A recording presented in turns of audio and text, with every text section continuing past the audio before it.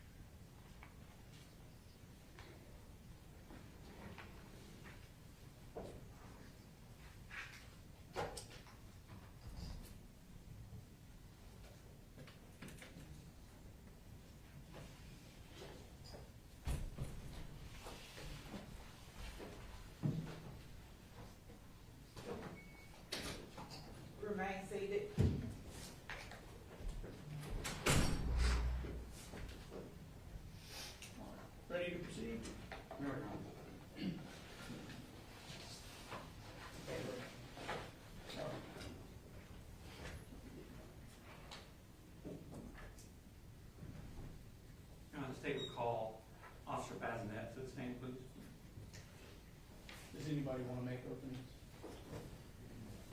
Judge, we'll waive opening. I can give you like a synopsis of what's happening today, if that would help, Your Honor. It's up to you guys. Your Honor, the day of the incident, Officer Bazinette and Townsend were directed to the residence of the person in custody, Colin Gray. They arrived, the body cam was on, Mr. Gray came out and met with them. There was an interaction, verbal interaction there, so we'll talk about the statements that were made there. There was a protective sweep when other officers arrived shortly thereafter of the house, came back out. At that time, Officer Bazinette also approached Mr. Gray. Another exchange happened. The state would argue at that point he gave consent to search the house. So that would be Officer Bazinette testifying to those two separate instances, one being the Jackson Deno issue, the other being the consent to search the house issue. Officer GBI Special Agent Genta is going to testify. He did the search warrant for the house. He's going to testify about that. We're not doing the issue on the phone, Your Honor, because Agent Ward is the one that got consent to search his phone. However, since consent to search the house is an issue, we have the other GBI agent that was present when that consent to search the phone was given to talk about his state of mind and the consenting state of mind he was in at the time. But it goes towards the consent to search the house for this issue, Your Honor. And then the next day he gave a statement to Jason Simpson. We have him to testify about that statement. So Jackson. Just want to address anything in opening here? I'm sure the court will get the gist of it as we go. I don't think we really need to make any opening statement. Okay, thank you. All right, go ahead. If you would raise your right hand, please. Swear the testimony you give in the matter now pending before this court will be the truth, the whole truth, and nothing but truth, so help you God. I do. Okay, have a seat, please. And could you introduce yourself for the court? Brandon Bazinette, deputy with Bexar County Sheriff's Office. I want to take your attention back to September 4th of 2024. Where were you working on that day? Yes. Where were you working on that day? What agency were you working for? Bexar County Sheriff's Office. And what was your capacity with Bexar County Sheriff's Office? Deputy. Okay, and were you sworn? Yes. Okay. The morning of that morning, tell me about your morning. I received a phone call about 10:45. Okay, do you normally work nights? I normally do, yes. Okay. Received a phone call about 10:45.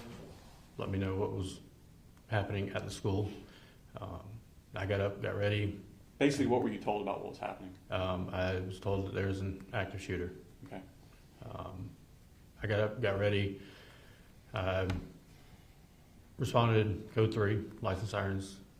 On my way to Apalachee, I was diverted to a different school. Okay, so before you arrived, someone was over the radio, told you to go somewhere else? Yes. What was the purpose of you going somewhere else? There was a possible threat at another school. Okay, so possible other shooters? We didn't get much detail. It was just there's a possible another shooter or some type of threat at one of the other high schools. Okay, so which high school did you go to? Winder Barrow. Okay, and what did you do when you got there? Once I got there, other deputies had already secured the school and made sure everything was okay there. Okay, what did you do at that point? After there, I was instructed to go to the nearby elementary school, just make sure all the doors were locked, everything was secure there. Okay, did you do that? I did. Okay, what happened when you did that? While I was there, I was walking around the inside of the school and got a phone call from my lieutenant. Where was he located at? He was at Apalachee. Okay. Got a phone call from him telling me to get somebody to go with me and for me to go to this address and to meet GBI. Okay, and did you do that? I did. Did you know why you were going to that address? All I knew was we needed to secure the residence. Okay. Did you know it was involved with this shooting? I mean, it wasn't there for... No. Okay. I didn't know whose residence it was, how it was involved, but I did assume that it was involved with the incident. Okay. And who did you get to go with you? Deputy Townsend. Okay. And did you go to that residence? Yes. Do you remember about what time you got there? I don't. Okay. Was it still that morning or? It was. Okay. And what happened when you arrived? We get there. I go to the front door. Deputy Townsend goes to the garage. I knock on the front door. A brief moment later, Mr. Gray comes out the door in the garage. Okay. And was Townsend there? Yes, Okay. And did you go and meet with him at that point? I did. Okay. And was there an exchange between you and you and Townsend and Mr. Gray? Yes. Okay. And did you detain him at any time? No, he wasn't detained. Okay. Did you put handcuffs on him? No, Did you make him get on the ground? no, Did you point guns at him? no. Okay. Your conversation with him, was it heated? Were your voices raised? No. Okay. Was it a calm Yes. conversation from your end? Yes. Was it a calm conversation from Townsend end? Yes. Was it a calm conversation from Mr. Gray's end? Yes. Okay. After you, and was your body cam on? It was. And have you gone back and reviewed your body cam? Yes. And was this recorded on that body cam? Yes. And was it accurate recording? Yes, sir.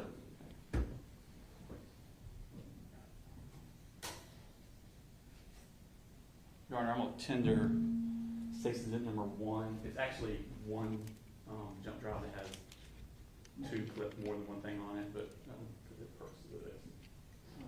Stage one is the file, the clip that you're gonna play first, is it? It is actually the entirety of his body cam.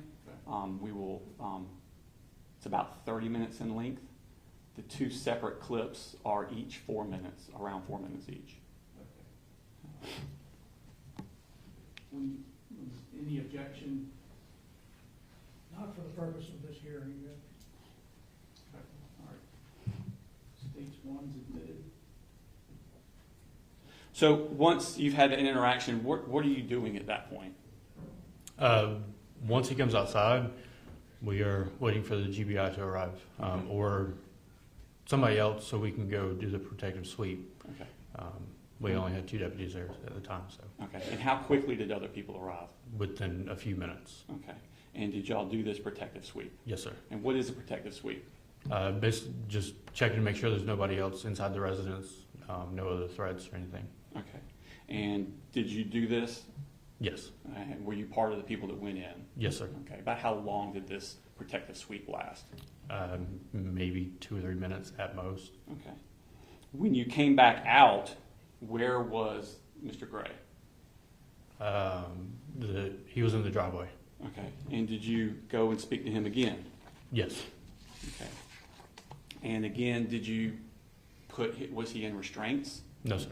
Okay. Was he free to walk around? Yes, sir. Okay. Did he have a cell phone with him? Yes. Was he able to make phone calls? Yes. Okay. Was he actually on the phone with someone when you came out? Yes. Okay. And did you speak to him at that time? I did. Okay. And what was the purpose of you speaking to him at that time? I was just letting him know kind of what was going on. Didn't go into detail, just letting him know that we were waiting for the GBI to do their thing, and Okay. that was it. Did you say anything to him about anything you had seen in the house during your protective sweep? No. Okay. And did he give you consent to search the house at that point? Yes. Okay. All right. This time we're going to show the second clip, which, for purposes of the record, starts at 20 minutes and 30 seconds and goes until 24 minutes and 15 seconds. And Judge, just for the record, I think they're putting these two motions together, so I'm going to argue one portion of it. And so, It's just I overlap guess we'll between the just two split it motions, up but as this we was- go. Okay. But it looks like a little strange, that's what we're trying to. They've split up their, how they're handling, no issues, okay. All right, so this is from stage one. 20 minutes, 30 seconds to 24 minutes, 15 seconds, is that right? Yes, sir. Okay. And I think you need to turn it on your end.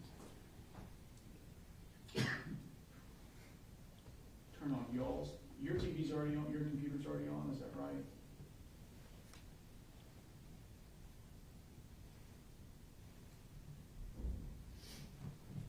Is this what you want?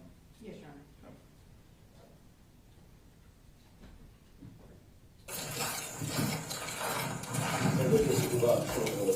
If you can hear that, no,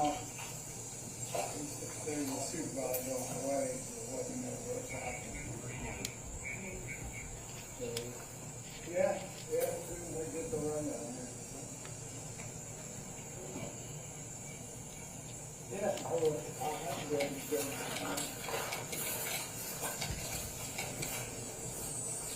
Got Mr. Gray there? All right, well, as soon as I Yes. talk to somebody, Yes. I'll let you know.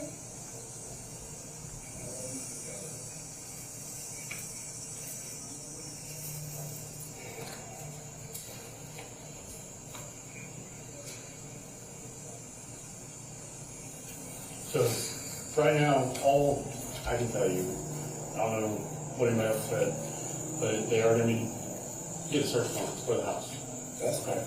There ain't nothing in there for, I mean, if you just need, okay, y'all can go, you don't need a search warrant. There ain't nothing there to hide. And it's clearly he's got something to do with my son, I just wanna make sure he's not hurt.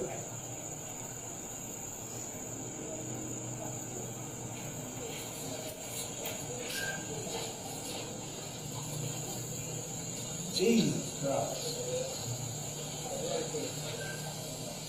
Got it. Drop all you, man.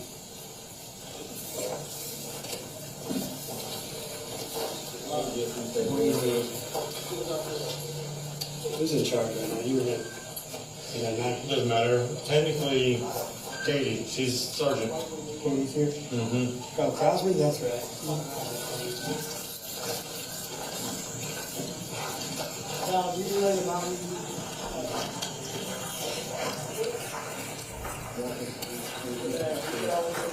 I haven't yet.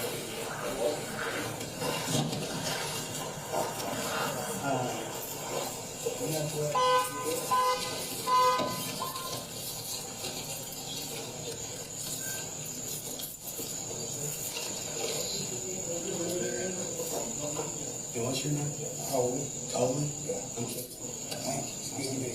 I'm sorry for the, I don't know, but I know it's bad, obviously, and nobody will say anything about my son. Well, just making sure he's not, like. Well, when we gotta get some stuff figured out here Yep. before we can just talk to you. Okay. But Thank you. somebody will explain the situation here in briefly. Okay. So What's just the bear with phone us for number? a minute. It's my work phone number. It's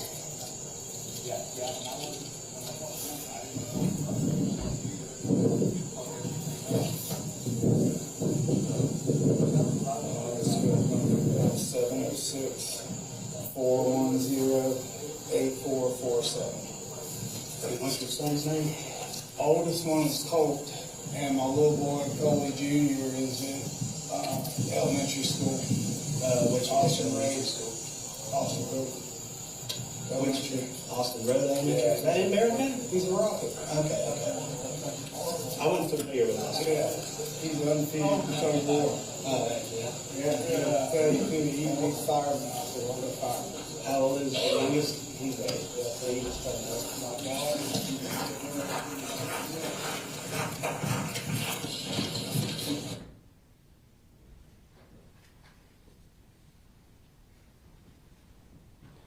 And at that point, you walk away from the Yes. defendant. Do you see the defendant here in the courtroom, Mr. Gray? I do. Okay, you point him out to us. He's wearing an orange and white striped shirt. Make the record reflect you pointed out on the defendant, Colin Gray. Now, did you ask him for consent to search his house? No. Okay, so at any time did he revoke that consent that he gave you? Not to me. Okay. And what was his demeanor like while he was talking to you? Calm. Okay. Did anyone speak to him in a confrontational tone? No. Okay. And was he ever restrained? No.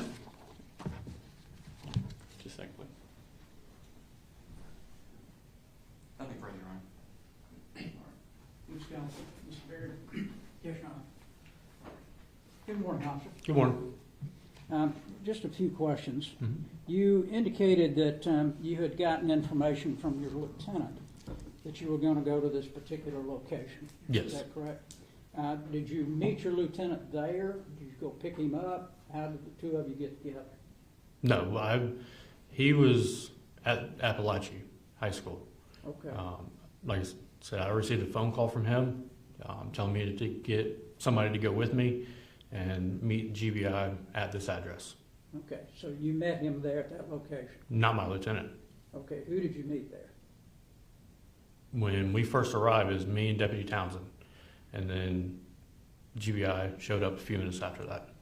Okay, we saw in the video that there were a number of officers there. Mhm. Is that correct? Yes. How many officers were there when the conversation is going on? That I'm not sure. Okay.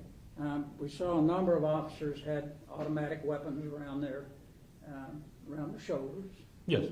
Okay. Did you also have one? Yes. Okay.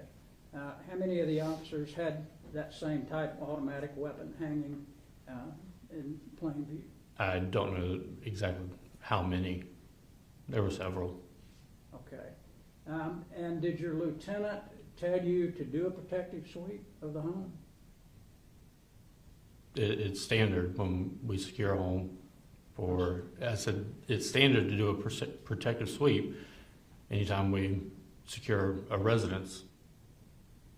Well, what would be the reason to clear the residence? To make sure there's nobody else inside. There's no other threats or anything.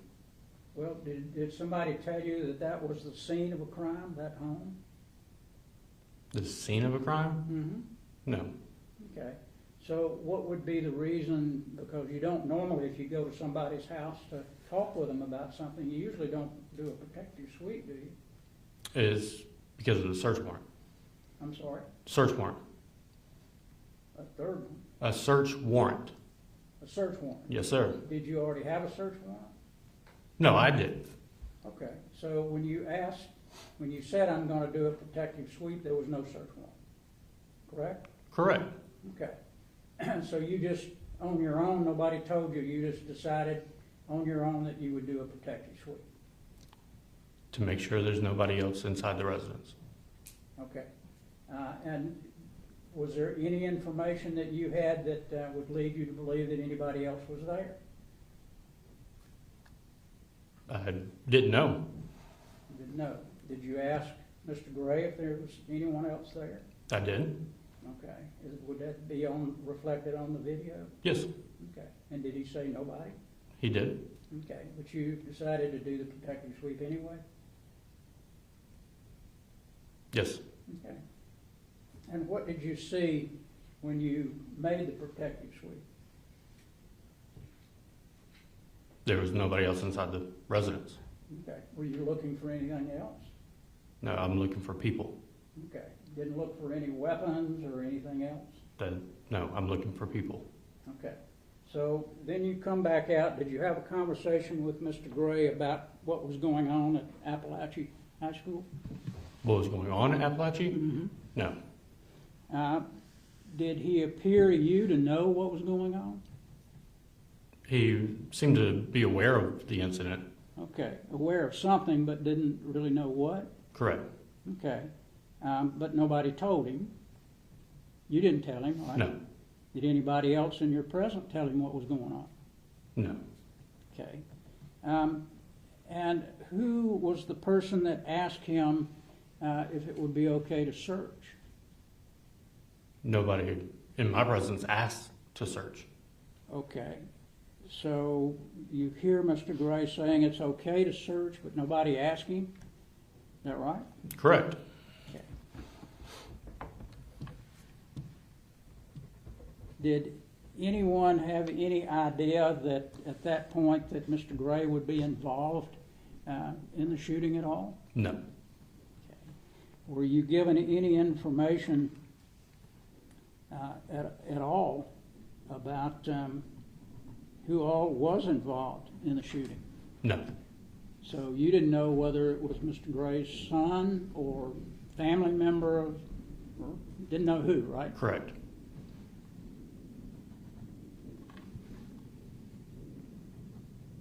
And at that point, did you, when he said it's okay to search, did you actually search or did you go get a search warrant? I didn't search. GBI got the search warrant. Okay, so the GBI went and got a search warrant? Yes. And was that the same day? I'm not sure. Okay, so you didn't have any further involvement with it after that? No, sir.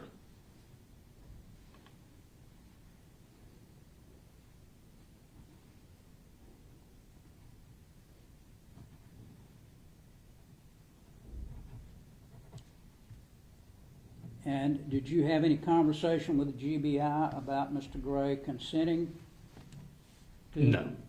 searching the house? No. Okay, how did they know that he consented? That I'm not sure. So I don't know. you don't know whether they knew that he consented or not, right? I don't know.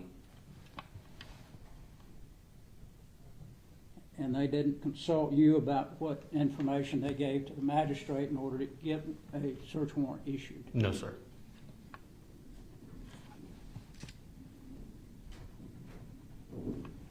And did you have any further involvement after this video? No, sir. This was a sum total of what you had done, Yes. right? Okay. Do you have any idea who may have talked with Mr. Gray before you got there? Before we arrived at the residence? Before you got there? No. Okay. Were there other officers there before you got there? No. You were the first one? Yes. Okay. So the sum total of what had been told to him would be reflected on your video? Correct. All right. Thank you. Thank you. Yes, sir. Mr. Berry asked the questions I would ask, so we're fine, Judge. Can you redirect? Yes, Your Honor, the redirect I would have would be about the contents of the first clip, and I don't think I put on the record, the first clip is from the beginning, 0000 to, no, it's from 1919, so 19 minutes, 19 seconds. I think the clip starts with him driving, with him arriving at the house, and he gets out of the car at 19 minutes and 19 seconds, or excuse me, 9 minutes, 19 seconds.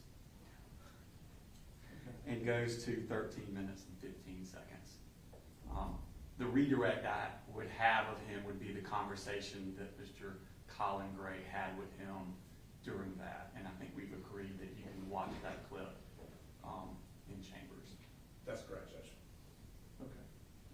So the two clips that are relevant for the issues that we have motions on today are 9 minute, 19 second to 13 minute, 15 seconds. Yes, sir. And 20 minutes, 30 seconds to 24 minutes, 15 seconds. Yes, Your Honor. Okay. And the whole clip's about 30 minutes if you wanted to watch the whole clip, but that's fine. That's all this tape was presenting, Your Honor. All right. Maybe come down. Nothing further, Your Honor. All right. Yes, sir.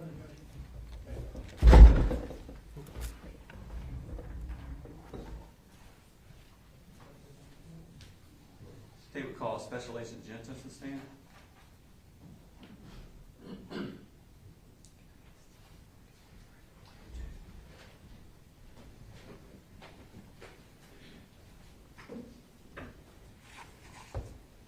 If you raise your right hand, please. Swear the testimony to give in the matter now pending before this court will be the truth, the whole truth, and nothing but the truth, so help you God. I do. Have a seat, please. If you could identify yourself to the court.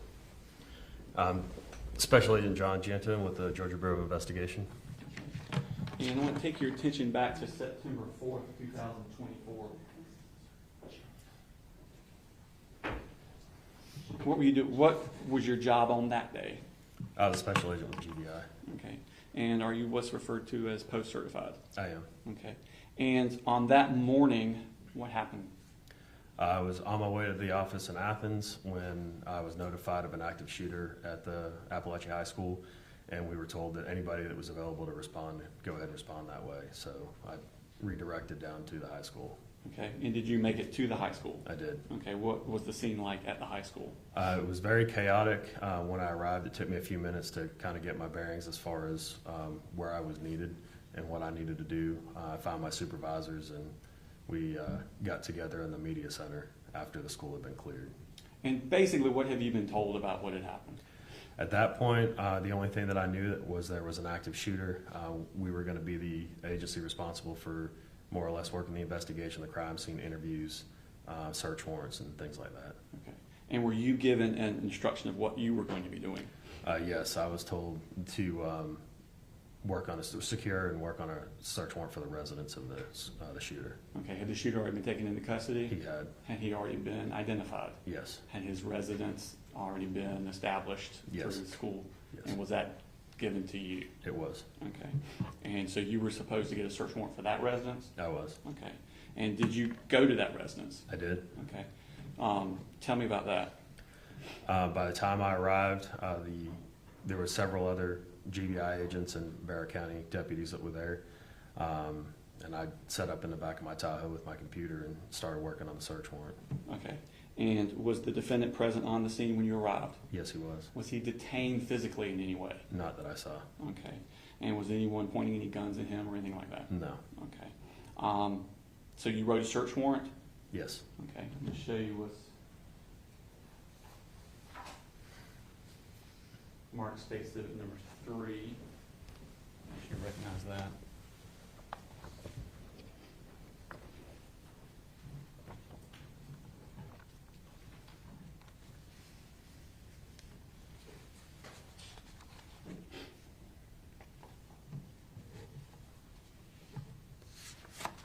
Do you recognize that? I do. And what is that? This is the search warrant that I wrote that day. And is that a certified copy? Yes, it is. Okay. Your Honor, Attorney states that number 3 in the evidence this time.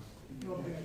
All right. Reason Your Honor said you can peruse that day without going into the contents. So you wrote the search warrant there, like it says in the back of your Tahoe? Yes, Okay, and was that based on the information you gathered from other law enforcement? it was. Okay, and where did you take that to be signed? Here to the courthouse. Okay, and who did you go to see to sign it? Judge Mingledorf? Okay, and was he an active Superior Court judge in this county at that time? Yes, he was. Okay, and were you sworn in when you went to see him? I was. Okay, what did you tell him the search warrant was for? I don't remember specifically what I said, but I gave him some kind of context as far as this is the residence of the school shooter, or this is the residence of Colin Gray, who has been identified as a school shooter. Okay, and did he ask you any questions about anything? We talked about the warrant. I don't remember specifically what he asked me. Okay, it was all your information for probable cause that you had gotten in the affidavit written down in the search warrant? Yes, it was. Okay, and did he find that there was probable cause and sign the search warrant? Yes, he did. Okay, and what did you do with it at that time? At that time, I would have made a service copy to leave with the residents, and I notified the agents that were on scene that the search warrant had been signed so they could begin the search. I made my way back to the residence to bring this copy of the search warrant. Okay, so you went back to the residence with a copy of the search warrant? Yes, I did. Okay, and was the search of the residence executed while you were there?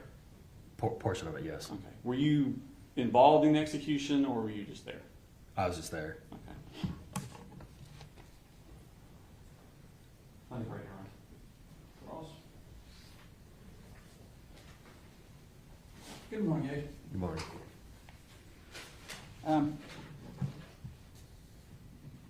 Who did you get a telephone call from that morning, initially, if you remember, As far as about the shooting at Apalachee?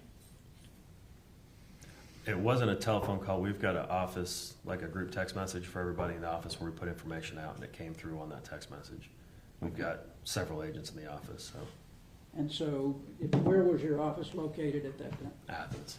I'm sorry? Athens? Athens. Yes, sir. So you drove from Athens over to Winder?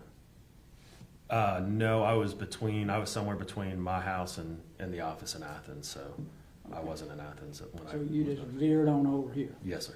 All right. When you got here, who did you talk to? I believe the first person I spoke with was my ASAC, Heather Strickland. And was he here or in the office? She was here. Okay. And was he at the high school, or where was he located? Yes, I met her on the football field behind Okay. high school.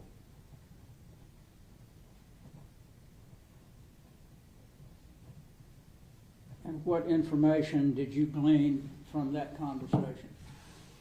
At that point, we were told that high school had been secured, and that we were gonna meet in the media center and start trying to figure out what our next steps were. Okay. And who designated you as the one that would be getting the search warrant? Jesse Maddox, the special agent in charge of our office. Okay. And had you been given the information at that time where Mr. Colin Gray resided? Yes. Okay, and who gave you that information? I don't remember who gave me the information. Okay. And at that point, you proceeded to that location? Yes, sir.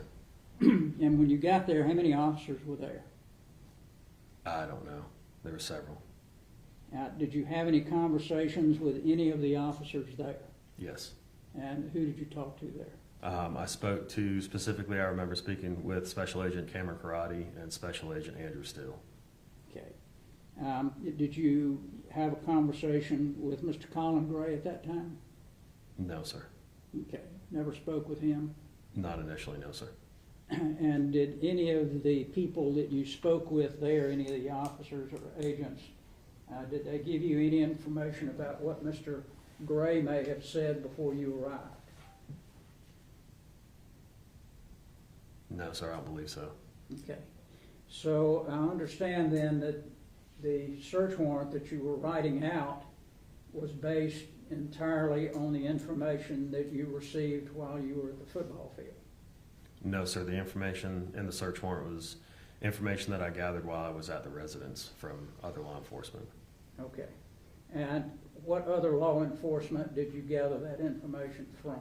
I got some information from Special Agent Karate, Special Okay, Agents. let's stop there. What did he tell you? I'd have to look at the search warrant and remember specifically what he told me. Okay, let me, I had the original certified copy. Yes, sir.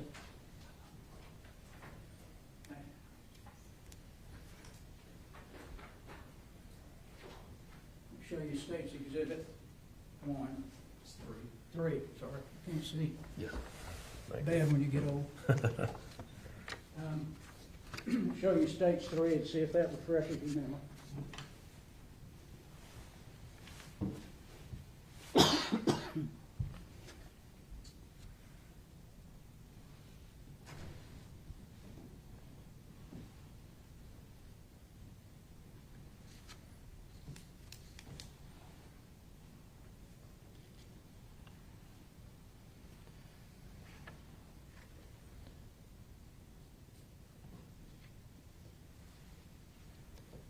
Agent Karate spoke to me about his role in securing the residence while we were waiting for me to obtain the search warrant. Okay, told you that he had made a protective sweep? That's correct. Okay, anything other than that? He discussed some of the items that were located in plain view during the protective sweep. Okay, so he told you that he had observed other things while in the house? Yes. Okay, so he was looking for other things other than just people? No, sir. Okay. What did he tell you that he saw?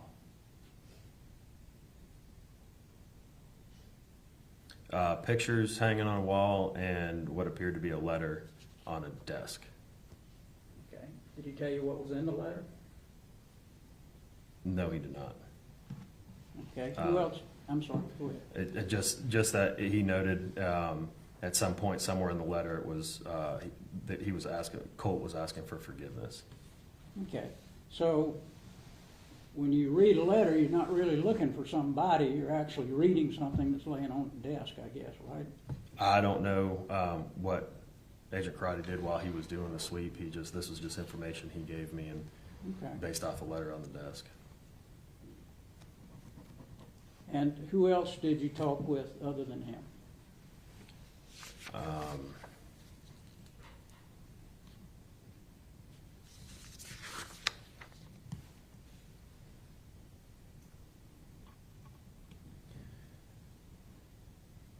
I don't remember who I spoke with, but I got information concerning an interview that had occurred with Colin Gray. It was on the phone. I don't recall if it was Agent Johnson or Deputy Smith that I spoke with. Okay, and what was that information that you gleaned from the phone call? It was information that they had gathered during the interview that was conducted with Colt after he was detained and as part of the shooting. Okay, was that something like his home address or something more than that? Do you remember? It was information that he provided them as far as context to the shooting and what he'd been dealing with personally. Okay. Any other information that you got before the search warrant was issued?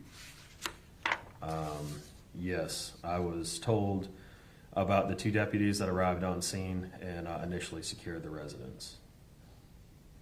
Okay, so there were 2 other deputies on the scene, Yes. and you talked to them. I don't remember specifically if I spoke to them or if I received this information by somebody else that had spoke to them. Okay, and let me just be clear, did you say that they had cleared the residence as well? Was it just one officer that cleared it, or were there 2 to 3 officers that went in? I wasn't there when the residence was cleared. I just know that I was made aware of approximately what time the Barrett County deputies arrived at the residence and made contact with Mr. Gray. Okay, but did any of the others indicate that they had gone into the house as well? Yes. Yes? Yes. Okay, and which other officers had gone into the house?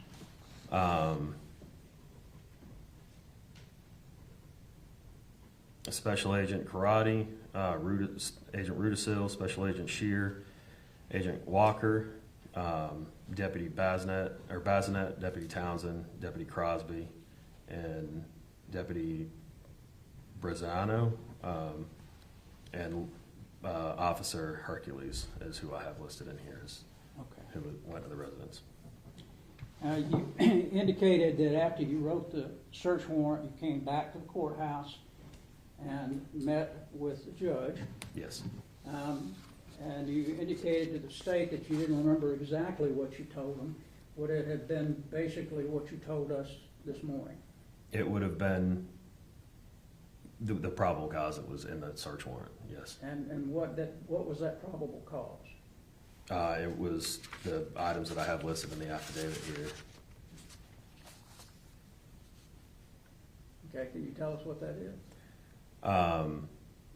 That we were notified, or that there was a 911 call placed about an active shooter at the Apalachee High School. That the shooter, Colin Gray, was taken into custody. That there was an interview conducted by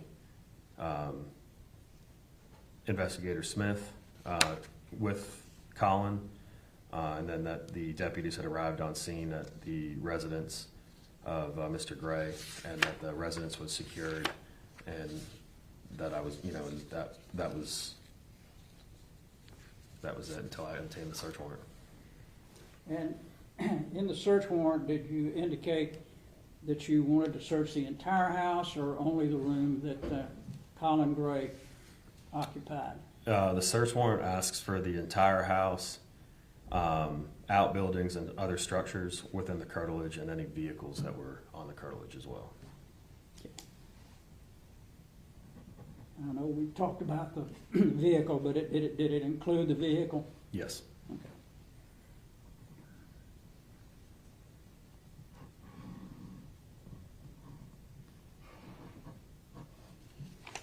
Okay. Do you remember any other conversation at all that you had with the judge before the issuance of the search warrant? I don't. And did you, I think you indicated to the state that you were there when the search actually started. Did you stay there the entire time?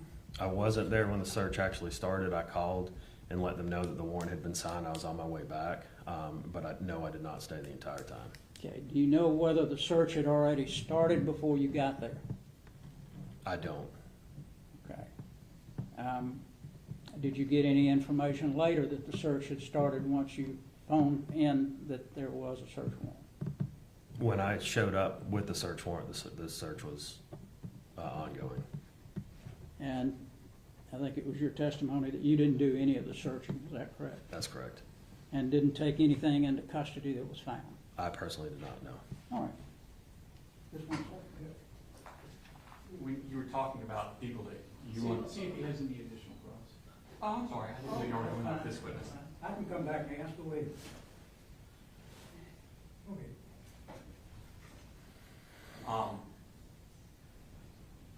When you were talking about the additional people that had gone in the house before you got the search warrant, was it your understanding from them talking to you that they were going in individually, or was this all the one protective sweep? No, this is one protected sweep. Okay, so they were all participated at that one time? That's correct. Okay.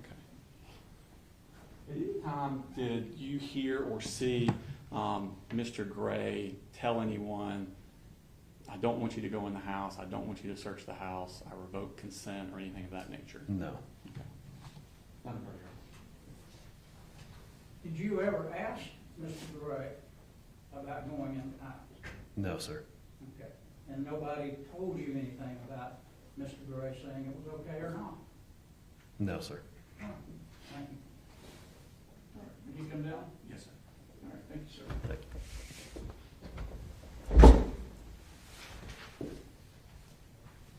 Say we call Jason Smith.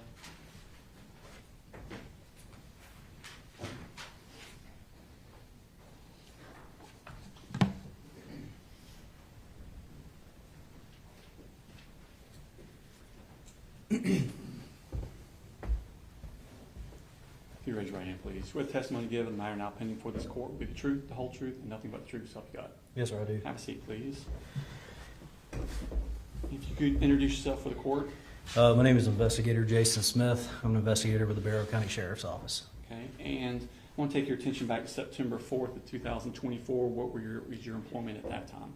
I was employed with the Barrow County Sheriff's Office, specifically their Criminal Investigations Division. Okay, and were you what's referred to as post-certified? I'm sorry, sir? Are you what's referred to as post-certified? Yes, sir, I am. Okay, and were you on that day? I was, yes, sir. Okay. Tell me about what happened that morning. We were contacted in reference to an active shooter at Apalachee High School.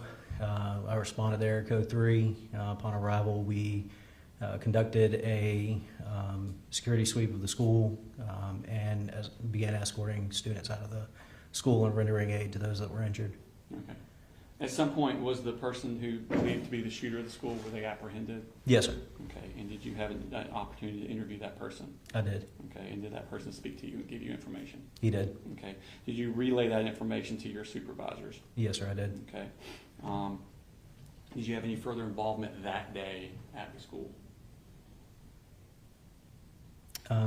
Other than going back through with crime scene, no, sir. Okay. Did you have any involvement at a residence with Mr. Colin Gray? No, sir. Did you have any interactions with Mr. Colin Gray on September 4th? No, sir. Okay. When was the first time you met Mr. Colin Gray? I met him on September 5th at a forensic interview that was conducted with his juvenile daughter. Okay. And where was that located at? That is located at the Treehouse here in Barrow County at 173 Highland Drive. Okay. Had you asked Mr. Colin Gray to go to the treehouse for that interview with his daughter? No, sir, I did not schedule that interview. Okay. And the interview was specifically for his daughter? Correct. And about how old was she? I believe she was approximately 12 years of age, 13 years of age. Okay. And where did you locate Mr. Colin Gray? After the interview with his juvenile daughter, I made contact with him and asked him if he would like to speak with me at the Barrow County Sheriff's Office concerning his daughter's forensic interview. Okay. And when you spoke to him, was your tone conversational? Yes, sir. Okay. Did you make any demands that he come speak with you? No, sir. Okay. Did he put up any resistance or say anything to make you think that he did not want to come speak with you? No, sir. Okay. And did he agree to come speak with you? Yes, sir, he did. Okay. And how far away is your office from the treehouse? Maybe 100 yards. Okay. And how did you get from the treehouse to your office? I drove my assigned vehicle. Okay. And to the best of your knowledge, how did Mr. Colin Gray get from the treehouse to your office? He drove his vehicle. Okay. Where exactly in the building did you have the interview? We had it in a regular interview room. Okay. And was this interview room, did he go in there and speak with you? Yes, sir, he did. Okay. Was he restrained in any way? No, sir. Okay. Did you order him about, I guess is the best way to put it, or? No, sir. Okay. And when you went into this room, was the door locked? No, sir. Okay. Did it ever get locked while you were talking with him? No, sir. Okay. And did he have a cell phone with him? I believe he was using one of his juvenile children's cell phones. Okay. But he had one with him that he could use to I make believe calls? so, yes, sir. Okay. And is there a recording of what happened inside this room? Yes, sir. Okay. Have you seen this recording? I have. And does it accurately reflect what happened in that court? Yes, sir, it does. Are there any material additions or deletions to it? Not that I'm aware of, no, sir. Now we're going to have this as Stakes Exhibit number 2. It's on the same jump drive. Routine of that evidence. Any objections? No objection. All right, 2 submitted. Did he agree to speak with you? Yes, sir, he did. Okay. And did you make any promises to him in order to get him to speak with you? No, sir, I did not. Okay. Did you give him any hope of benefit for speaking with you? No, sir. Did you threaten him with anything if he did not agree to speak with you? No, sir. Okay. How was the conversation as far as the demeanor of the conversation? Much like you and I are talking now. Okay. Did you ever get belligerent with him? No, sir. Okay. Did you ever raise your voice with him? No, sir. Okay. Did he ever get defensive with you? Towards the end of the interview, yes, sir. Okay. Did he ever get heated with you? No, sir. Okay. How old was the defendant at the time? The defendant? Yes, sir. Colin Gray? Yes, sir. I would assume in his 50s. Okay. Did he appear to be able to read and write? Oh, yes, sir. In fact, did he have a notebook with him that he wrote into? Yes, sir, he did. Okay. Did he appear to you to be under the influence of any drugs, narcotics, alcohol, or anything of that nature? No, sir. And in your training experience, have you been around people that are under the influence of drugs? Yes, sir, I have. Okay, so you would recognize it if you saw it? I would. Okay. Did he appear to understand the questions you were asking him as Yes, far sir. as what you were asking? Yes, sir, he did. Okay. When he answered your questions, did they seem appropriate to the question you had asked? Yes, sir. Okay. And how long was this interview? Approximately between an hour and a half and 2 hours. Okay. Did he ever refuse to answer any questions that you asked him? No, sir, he did not. Did he ever attempt to leave the interview? No, sir, he did Did not. he ever attempt to end the interview? No, sir. Did the interview ever get heated or contentious? No, sir. How did the interview end? I asked him if he was ready to go, and he said yes. Okay. And what happened at that point? He was placed under arrest. Okay. Did you ask him any further questions after you placed him under arrest? No, sir, I did not.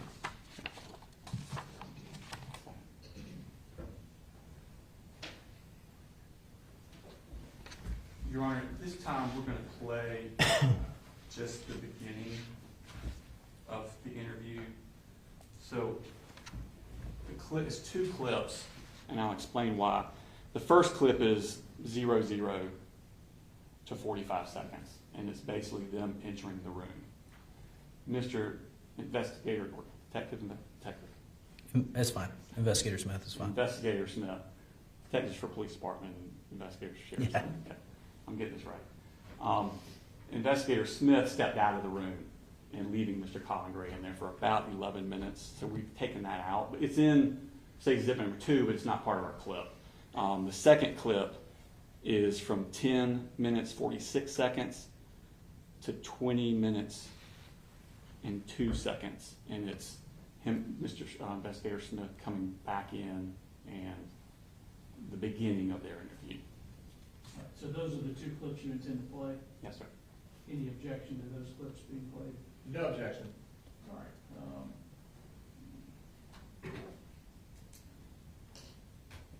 Do you want the TV? Yes, sir.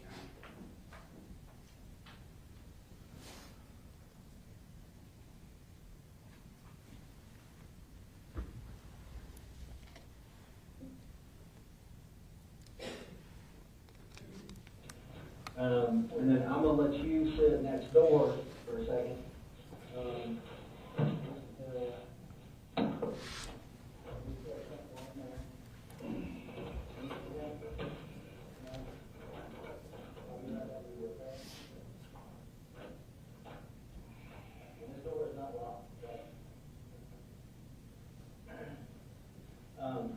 grab my notes, I'll be right back with you, okay? You need anything? That sounds good to go. Okay. I will be right back. I'm not gonna lock the door, I'm gonna shut it, so It's people all- just walk by and stare at you. Yeah, it's all good.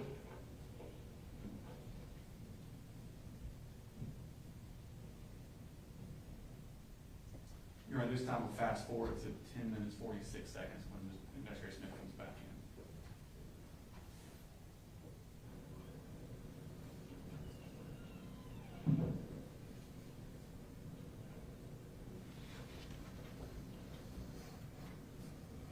Okay. I apologize for that. I have not gone to the bathroom, at all today. Yeah. It's all good. So I promise I'll wash my hands. It's all good. I'm going to introduce myself again. Yeah. My name is Investigator Jason Smith. I'm with the Bexar County Sheriff's Office. Yes. And you're Mr. Colin Gray, correct? Okay. Sorry we're meeting like this. No, unfortunately, that happens. And I'm going to apologize beforehand because I'm going to get 1,000 text messages and emails, and I'm trying to keep them, turn all them off right now. Yep. So I've heard a little bit. I understand that you talked to law enforcement. I heard a little bit about kind of your statements to them. I'm just going to go ahead and explain my involvement. Yesterday, we were here at the office when we got the call. Sure. Go out to the high school, and while at the high school, after everything was secured, and you know, the medics had assisted with life-saving measures and everything like that,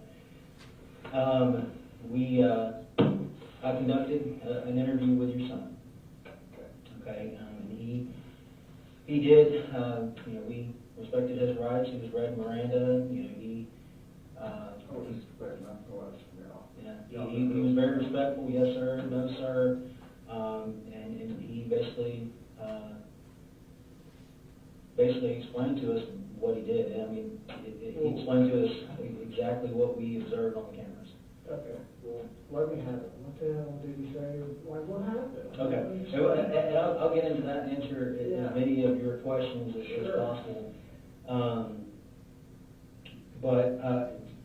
In order for me to kind of help better articulate that to you, because it's kind of like when you work a case like this, it's kind of like putting together a puzzle. Yeah. And right now, I don't have a very good view of what's going on. Yes, sir.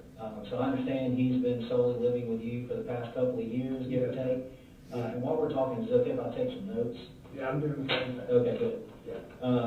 Because my memory, while it's okay some days. Colin, you spell your name C-O-L-I-N? Yes. Okay. Do you have a middle name? No middle name. No middle name. Cole doesn't have a middle name either. And Colby Jr., my little one, that's 8. He don't have a middle name either. Okay. It goes back to my dad's side of the family. Just no middle name. All the boys, all the way back to the Mayflower. Oh, wow. C.G. Wow. And I was married when I was young, like. I was wondering why everybody had that CG like. Yeah, so I was married when you're about to be 20 or whatever, you think you know everything, and moved out, got married, had 2 older daughters, Brittany and Brooke, and. You said Brittany and Brooke? Brittany and Brooke. Okay. Yeah, and, where do they live? They live over in Woodstock with their mom. Okay. How old are they? They are 26 and 25. Oh, okay. So, yeah. Who's 26?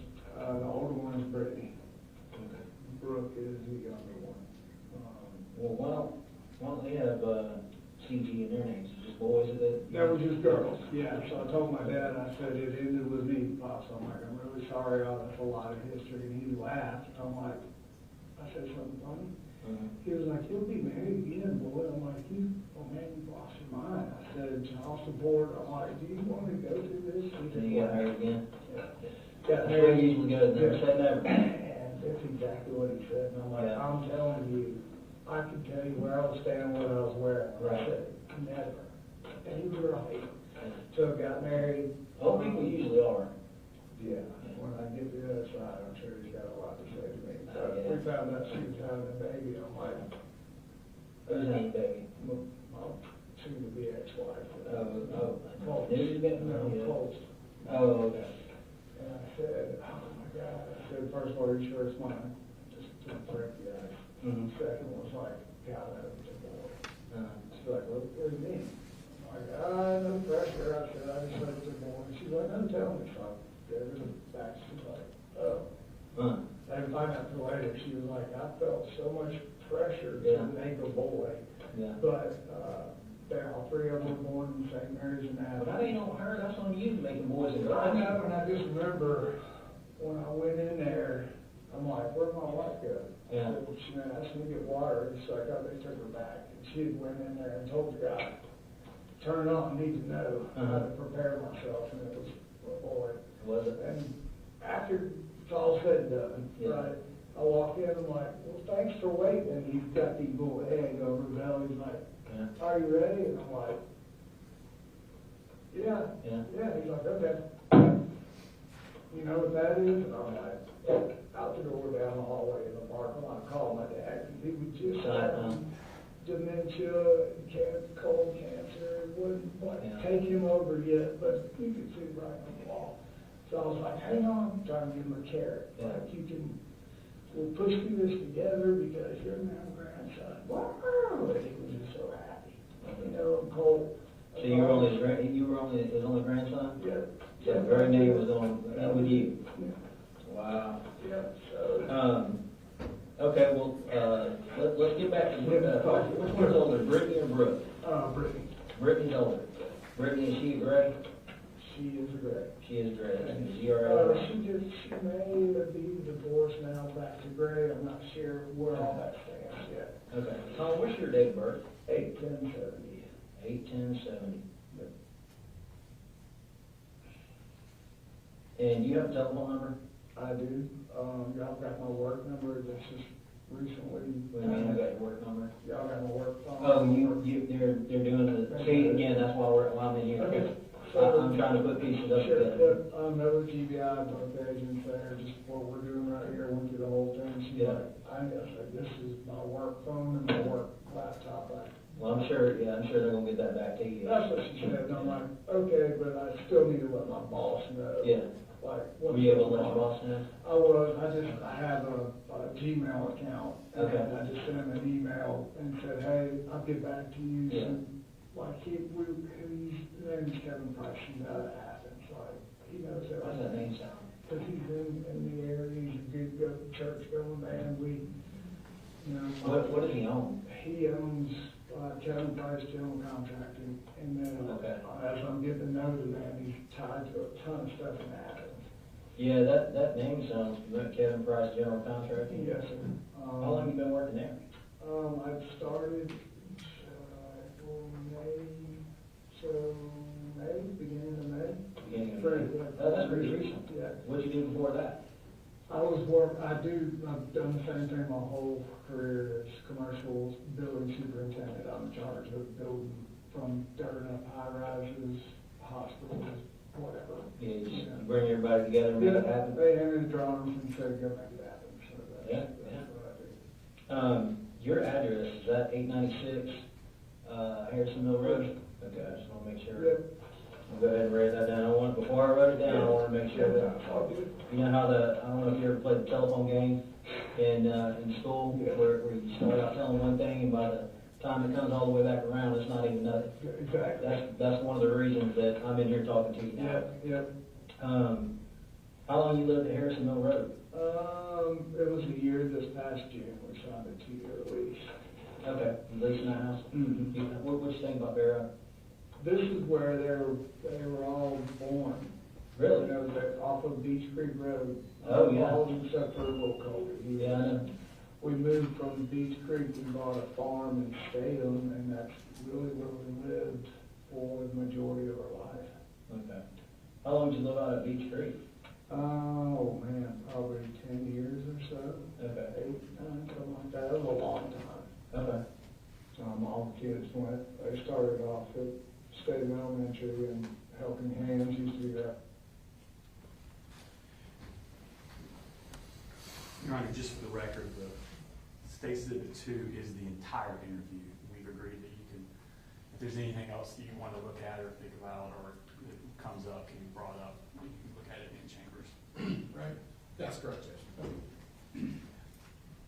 No further question, Your Honor. Cross? Yes, sir. investigator. Good morning. Just a few questions. If I have Yes, to sir. ask a question that doesn't make sense or is ambiguous, let me know and I'll go ahead and try and rephrase it, okay? Yes, sir. All right. So let's go to September 5th of 2024. Okay. That would have been the day that you did the interview of Mr. Colin Gray. Yes, sir. Okay, just to kind of orient us to the same day. Now, I believe that you testified earlier, you first encountered Mr. Gray, and just for the court reporter and everyone else, when I refer to Mr. Gray, I'm simply referring to Colin Gray. Yes, sir. Okay. So you first encountered Mr. Gray at the treehouse for a forensic interview for his daughter. Correct. And you had conversations with Mr. Gray about meeting with you after that interview to do an interview of Mr. Gray. That's correct. And you asked him to meet you at the Barrow County Sheriff's Office? Mm-hmm. Okay. And that's where you work out of? Yes, sir. That's correct. And you said it was about 100 yards or so from Treehouse? Yes, sir. So real close. Yeah, you can just about throw a football to it. Okay. Maybe you can. So, Mr. Gray drove over there by himself? Yes, sir. He did Is that in his correct? vehicle. Okay. And you were not in his vehicle with him or anything like that? No, sir. He wasn't escorted over by law No, enforcement? sir, he wasn't. Okay. When he arrives, are you there waiting for him, or does someone else bring him back to the interview room? I don't remember the answer to that question. I can go back and listen to some audio, but I don't remember Okay. if I answered it. So where in the Barrow County Sheriff's Office is this interview room located? If you could, best you can, describe that for me. So if you're looking at the very front of the building, it's going to be on the right-hand side of the building, and it's located, that's where our Criminal Investigations Division is, and it's located within that area. Okay. So safe to say this is a private part of the building? Yes, sir. It's a secured building. The whole building is. Okay. So I or any other citizen couldn't just walk in and wander around this building? Correct. Okay. You can get So- out, you just can't get in. Okay, Yeah. gotcha. And I think I may have talked over, but you said you can get out, but you can't get in? Correct. Okay. Now, based on that, so someone from Barrow County Sheriff would have had to have taken Mr. Gray back to that interview room? Correct. I believe it was me, but I'd have to go back and double check. Okay. And at any point during your interaction, it does not appear that you told Mr. Gray that he didn't have to do the interview. Is that correct? No, sir. I just asked if he would do the interview, and he said yes. Okay. You didn't tell him that he didn't have to participate, it was totally voluntary? No, sir. I didn't read him Miranda or anything. Okay. Right. You didn't tell him that charges were being contemplated against him, for No, example? sir. All right. And it appears that during the interview, you were wearing a sheriff's uniform? I was, correct. Okay. And you would have had your sidearm Yes, with sir. you during the interview? Correct. Did you prepare for the interview? Yes, sir. Did you review any statements prior to the interview? I did not review any statements, but I did speak to investigators that had, with the GBI, that had spoken to Colin previously.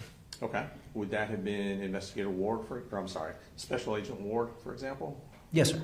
Okay. And during your interview of Mr. Gray, were there are other officers or agents able to watch the interview in real time? Yes, sir. Okay. And did that in fact happen? It did. Who was there watching the interview with you? I believe it was a number, I can't tell you exactly, but there was a number of command staff that were watching from a closed circuit television room that we have set up. Gotcha. And I believe for a portion of the interview at least, Special Agent Ward was there as well. Okay. And the interview room, just for the record, appears to be about 10 feet by 10 feet. Is that fair? Ish, yes, sir. Ish, okay. And there's a door that you testified earlier was not locked. No, sir. No windows in the room, anything like that.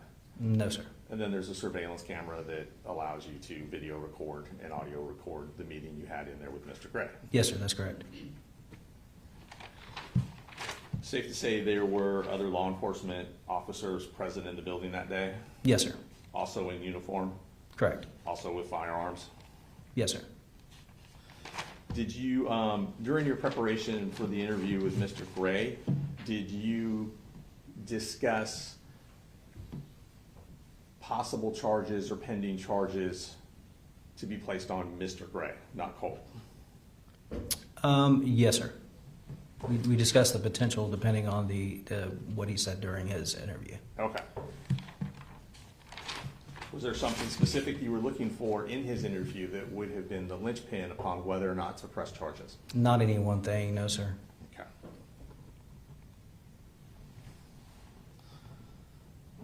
And those discussions were had with presumably Special Agent Ward, or Yes, sir. were there others in the command hierarchy you would have had those discussions with? Yeah, I'm sure that my command staff would have known, my supervisor would have known as well. Right, okay.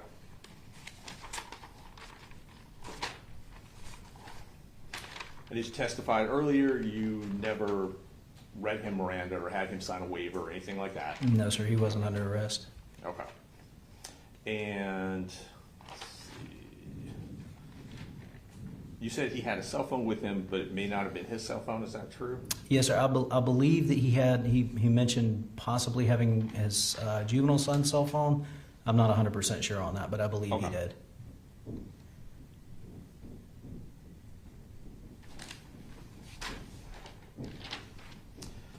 And your testimony is, at the beginning of the interview, there was no arrest warrant for Mr. Gray, Mr. Colin Gray. That's correct. At the end of the interview, was there a warrant for Mr. Gray? No, sir. Warrant hadn't been signed yet. I don't know when the warrant was signed. I know that Special Agent Ward did go during that interview at some point and secure warrants. So at some point during the interview, Agent Ward left to get the Correct. arrest warrant. Is that correct? That's correct, but I was not privy to that. Okay. And you're not sure at what point of the interview she left? No, sir. Okay. Can I have 1 second, Your Honor? Yes. Thank you.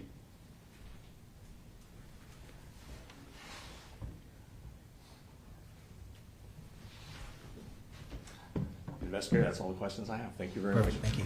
Can you redirect? Just one brief. The stuff you talked about warrants being taken. Yes, sir. You found that information out after your interview? Correct. So you didn't know anything about it during? No, sir. No further question. Any recall?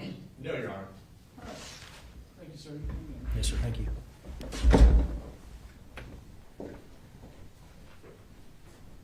The state calls Amelia Maddox.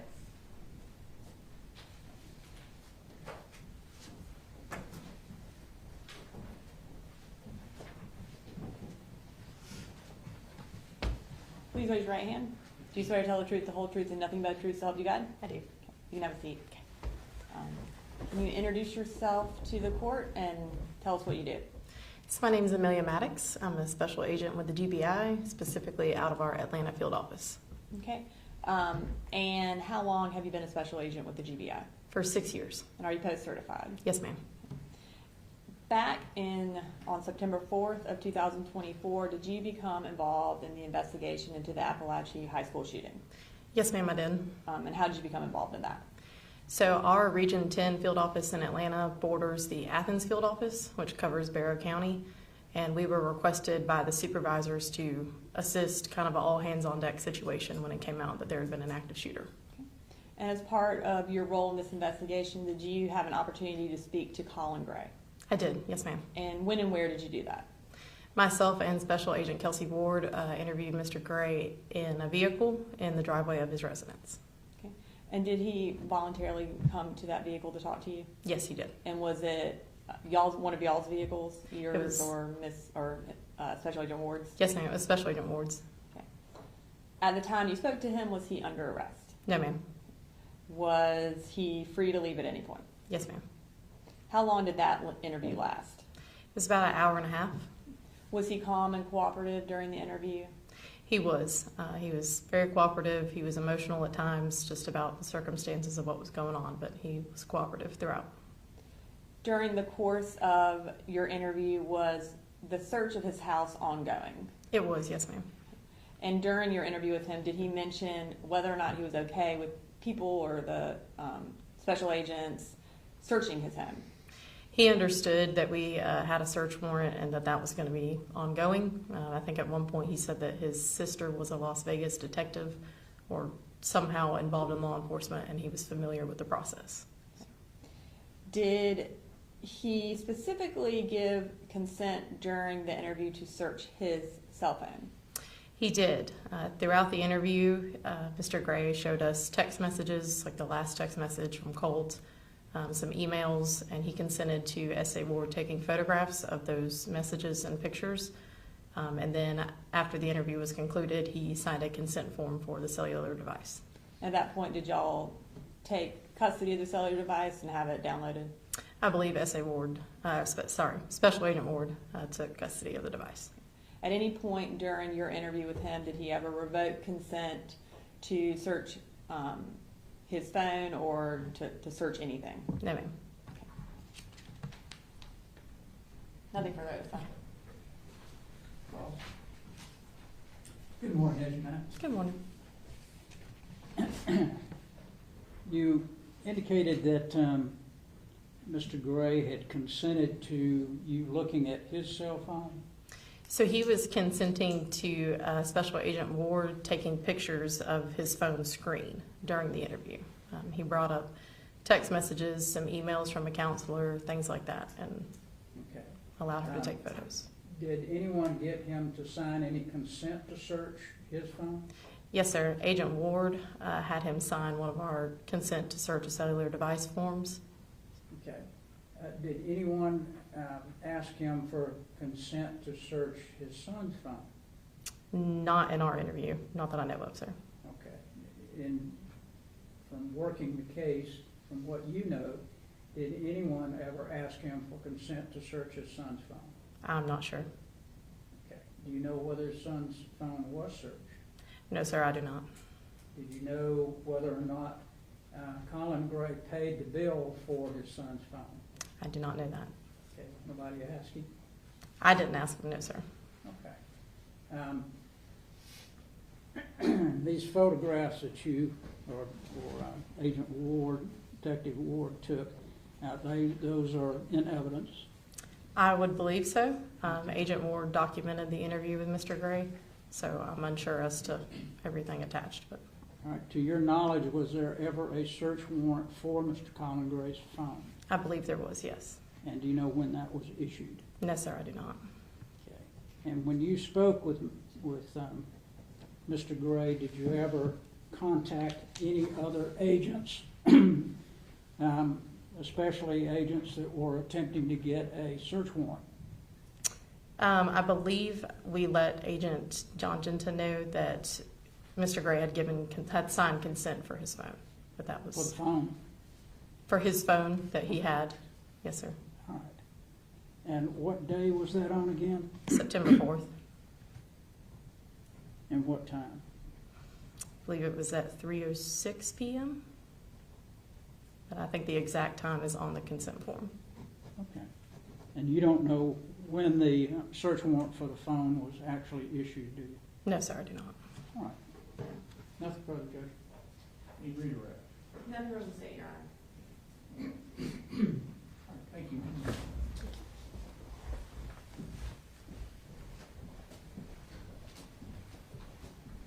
That's the state's evidence that we have on these issues, Your Honor.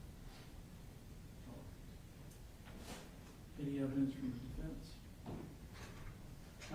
Not on the search warrants, Your Honor. No, Your Honor, not on the Jackson Dale. So as far as the scope of what we've addressed today, no evidence from the defense. Correct, Judge. We still have the one issue that the court wants to get the film, I think, back in your chambers. Yes, sir. I do not have in my possession any of the evidence, states 1, 2, or 3. I gave you three, Your Honor. The search warrant was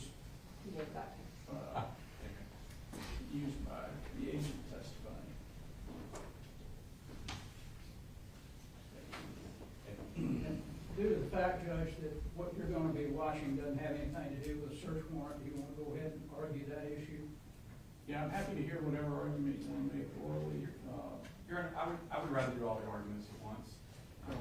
That's fine. It goes to frame of mind. We're talking about voluntariness, which is a frame of mind of the defendants, which is a frame of mind. So I think I kind of want to argue them all together. So we're gonna resume the hearing for, I guess, the second statement, is that right? Yeah, based on that, and I think based on some of what we heard today, I know Special Agent Ward is going to be testifying at a later time. I think that kind of ties into our argument on statement he gave to Investigator Smith. So I think we can just do arguments for everything at that time, if that's amenable to You you. just want to argue the search of the house today? Well, if you want to do them all at once based on the voluntariness. No. I meant all of them that we're doing today. Okay. I didn't. We can argue Agent Ward's later. I'd like to do all the arguments today for what the issues we have today. Can we approach? Yeah.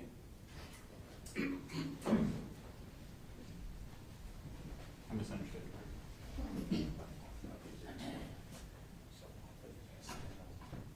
You prepared to argue the first two statements to the officer is as that.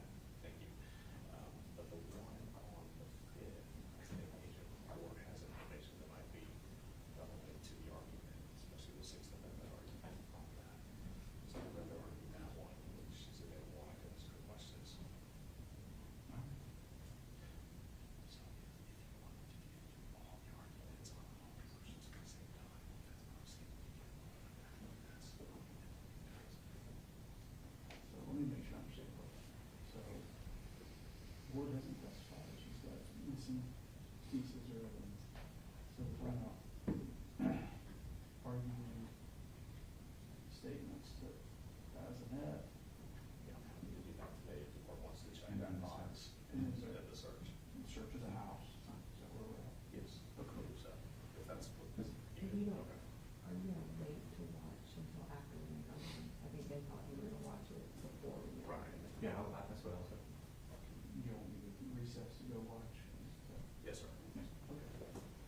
All right. Thank you. All right, we're gonna take a recess for me to review part of the evidence submitted here, and then we'll return to your argument. So we'll be in recess.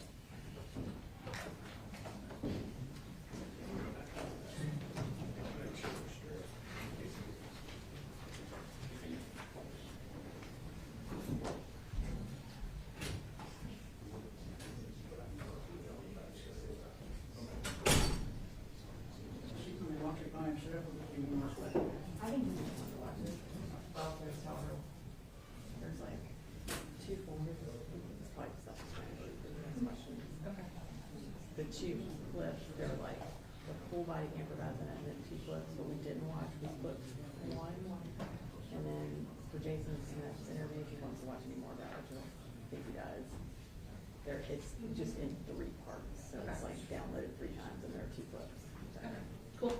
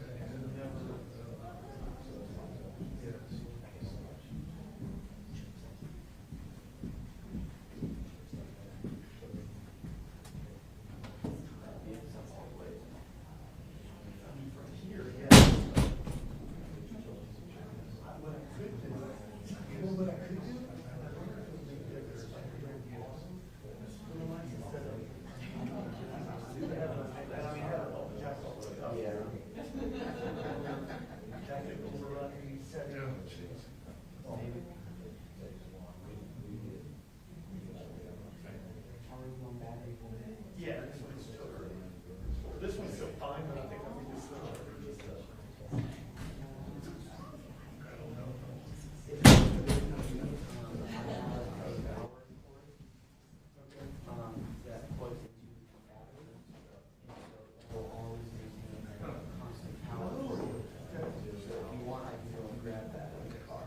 well, I don't think it matters for years. Like I said, the morning shift, one at switch up. So, and then he'll probably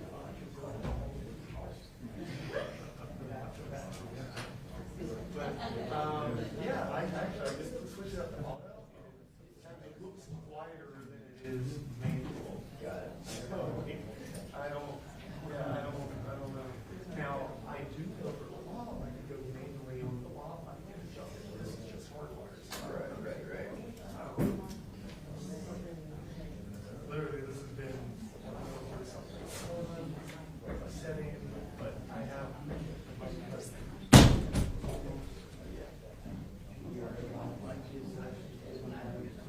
Yeah, I replaced it. We should continue. I mean, let me go double check actually, but it should be good.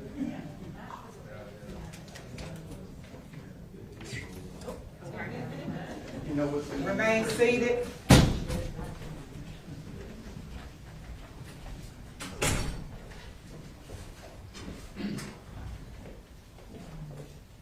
Can I step in the hallway for Mr. Bear? Yes.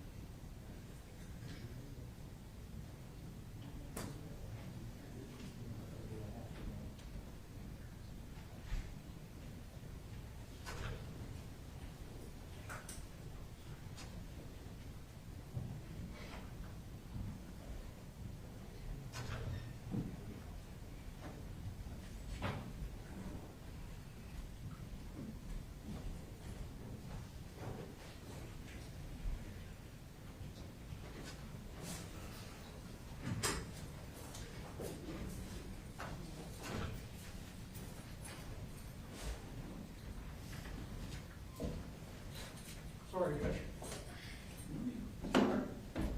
You didn't know when I was coming back. Had to call the office. Always a problem when you're not there.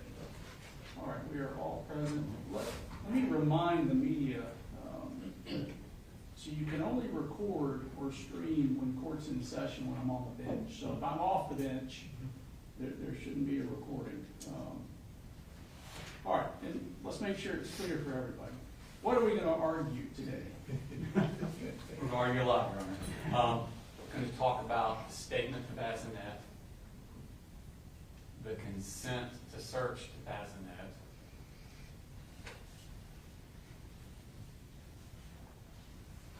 and the search of the house, search warrant. All right. Y'all agree that's what we're arguing? I think so, Judge. Yes, sir. Go ahead.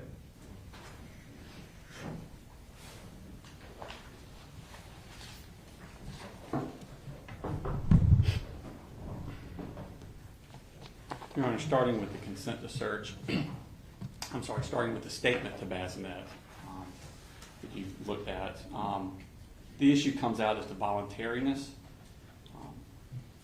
Matthews versus the state, 311, the Georgia Supreme Court case 531, 2021 case.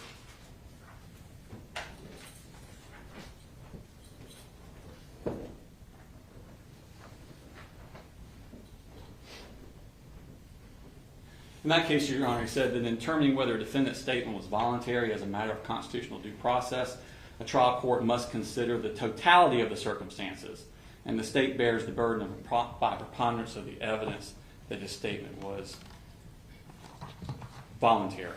Under Dean versus the state, 292 Georgia Appeals, 695, 2008 case, Your Honor.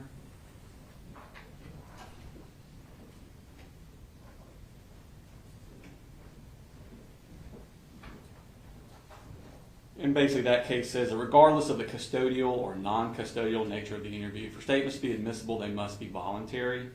They are admissible if considering the totality of the circumstances. They were made voluntarily without being induced by hope of benefit or coerced by threats. If you watched the video, which you did, there was no hope of benefit given by Bazinette or Townsend, and that he was not coerced in any way by any threats. Under Troutman versus State, Your Honor, which is another Supreme Court case, that's going to be 300 Georgia 616. This is a 2017 case, Your Honor.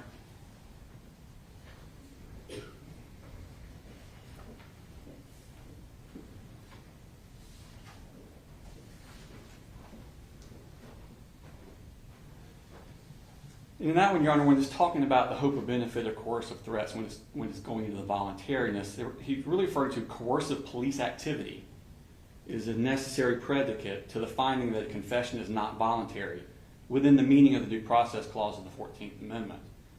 The circumstances of the investigation and arrest in the case reveal none of the extreme tactics identified as the hallmarks of coercive police activity, offensive to notions of due process, such as lengthy interrogation.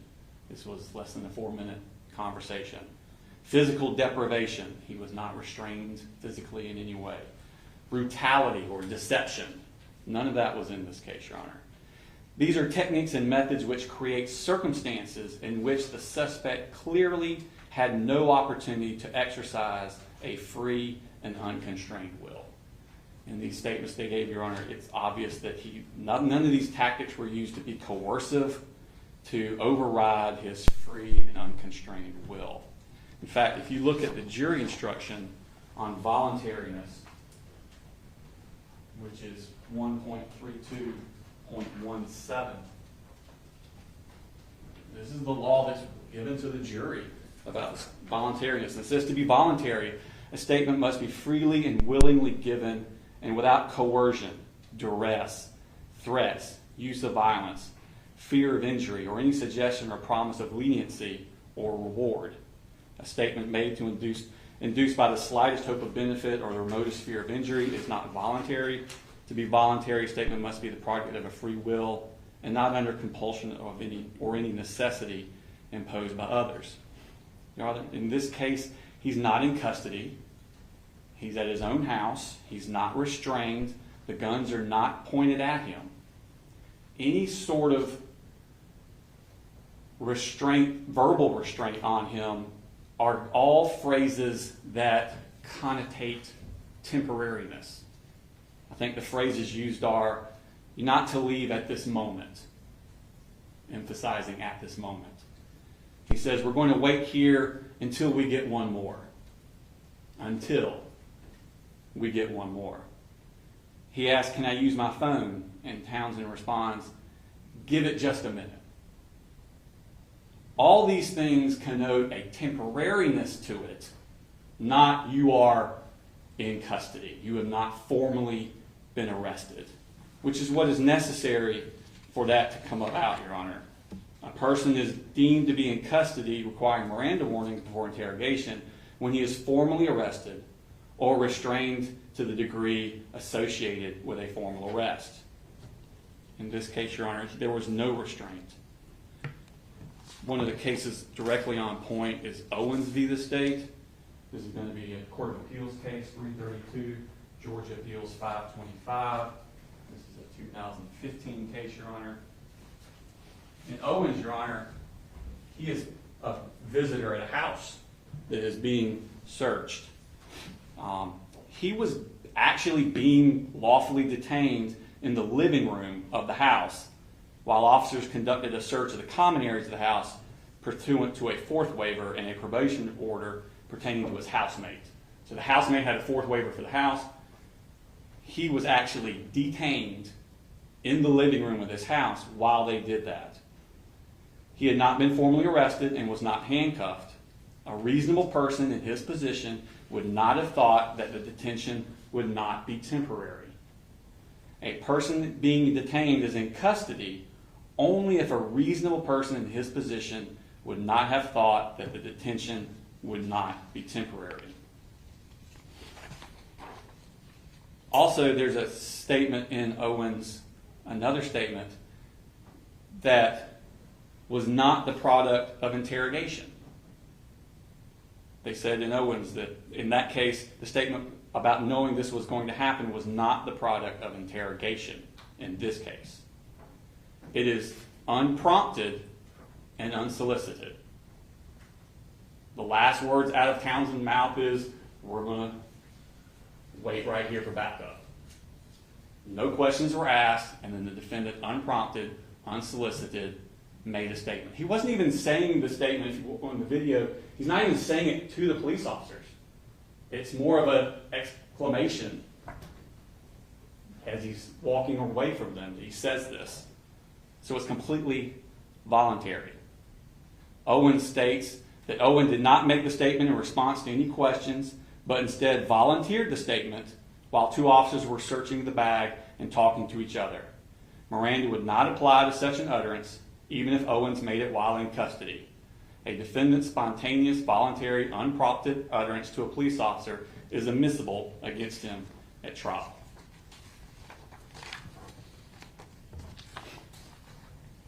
Do you want me to go through all the arguments or back and forth for each one? That's for the statement to Bazinette. I mean, I'd probably prefer hearing it back and forth, Okay. unless that presents an issue for you all. Just not none.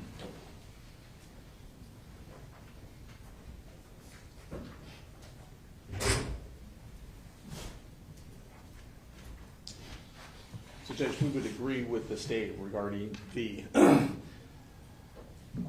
whether or not the statement was voluntary does depend on the totality of the circumstances. And the voluntariness goes to the course of police activity as a necessary predicate to finding that a confession or a statement is not voluntarily or freely given within the meaning of the due process clause of the 14th Amendment.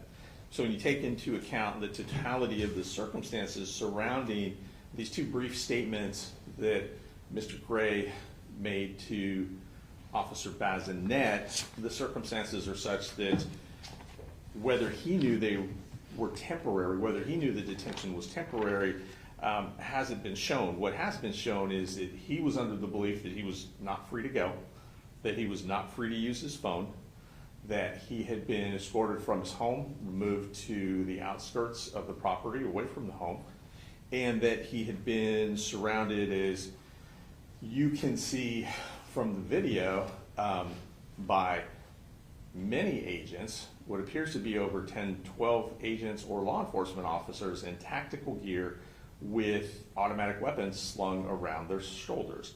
So the question becomes, in the totality of those circumstances, is that enough for coercive police activity such that it overrides the voluntariness of any statement that he's given?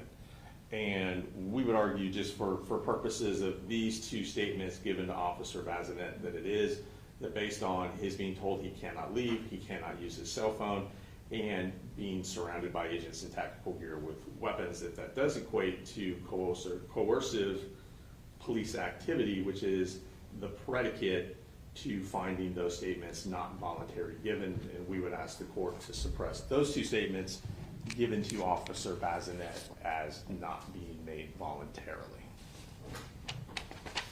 Any final word on that, Mr. Smith? I do, Your Honor, but it blends into my next argument, which is that I was arguing the first statement to Bazinette. I think he was arguing both statements. The second one is just a consent. It's not a statement. It's just straight consent to search, which goes into the voluntariness. Again, you're looking at the same issues, the voluntariness of it, when he made that second statement. So it will be a rebuttal to the first, and it is my argument for the second one. My main case on that, Your Honor, is Brooks versus the state. This is a Supreme Court case decided in 2009. It's going to be, 285 Georgia 424.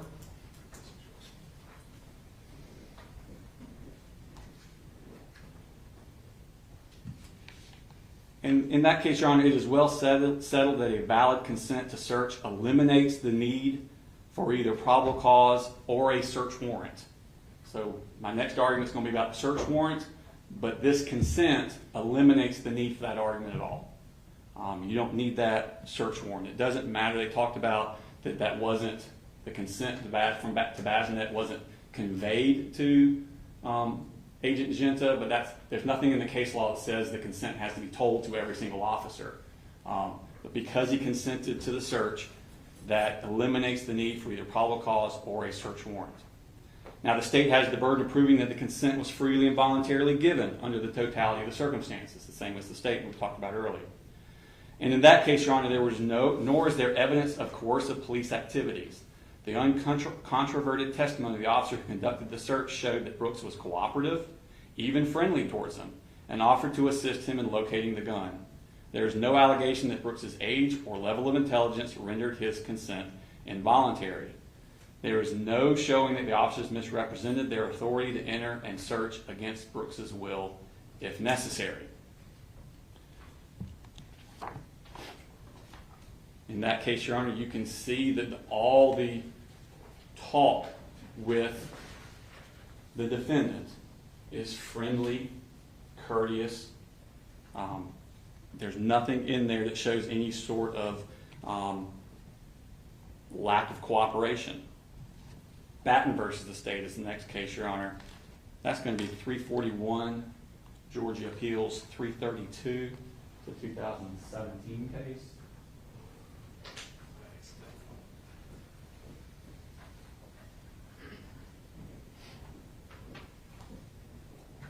In Batten, Your Honor, the voluntariness of consent is determined by the totality of the circumstances. No single factor controls.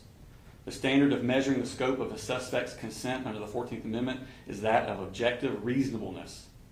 And in that case, in Batten, Your Honor, there were several officers on the scene at the time. The defendant was not in handcuffs, and there was no evidence he was threatened, misled, or subject to lengthy detention. And that is exactly what we have in this case, Your Honor.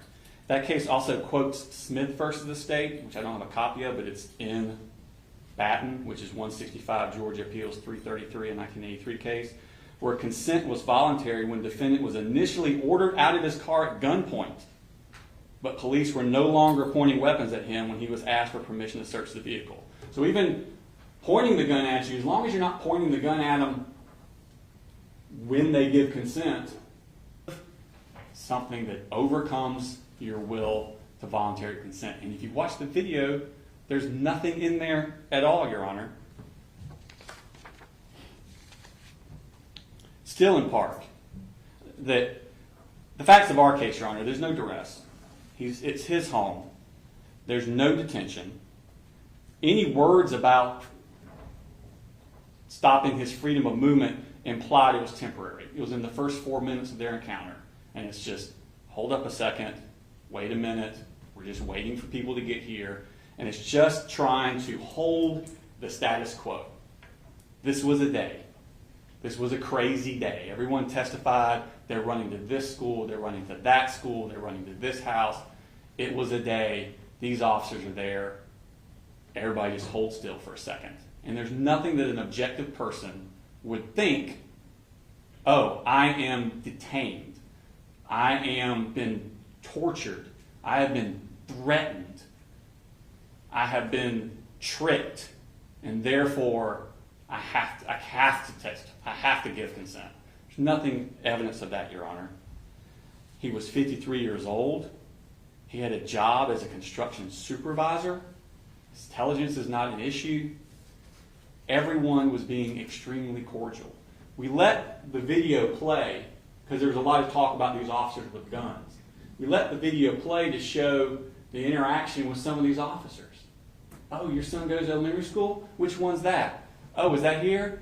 And he's like, yeah, he's a rocket. He's the tug-of-war champion. And they're smiling at each other, shaking hands, being pleasant, being cordial. This was a completely voluntary encounter, and his consent was voluntary. It was never withdrawn or revoked. He kept consenting over the next 2 days.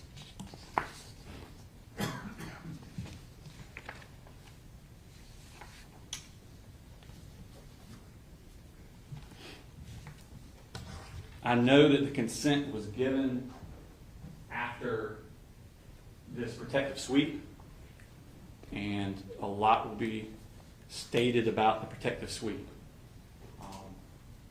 It's also on the video. All of this happens directly before the protective sweep, Your Honor. And Williams versus the state, which is a Supreme Court case, Your Honor, and that was decided in 2017.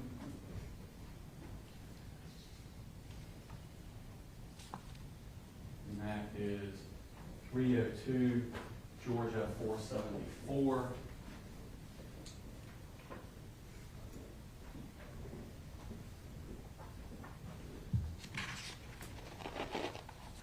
In that case, Your Honor, a cursory warrantless search limited to spaces where a person may be found, known as a protective sweep, is permissible when officers reasonably believe, based on articulable facts known to them at the time, together with rational inferences drawn from those facts, that the sweep is necessary to protect or preserve life or to avoid serious injury to officers or others because of the potential presence of other dangerous persons or additional victims. We also have State versus Brennan, Your Honor, which is Court of Appeals case from 1996, 222, Georgia Appeals 372.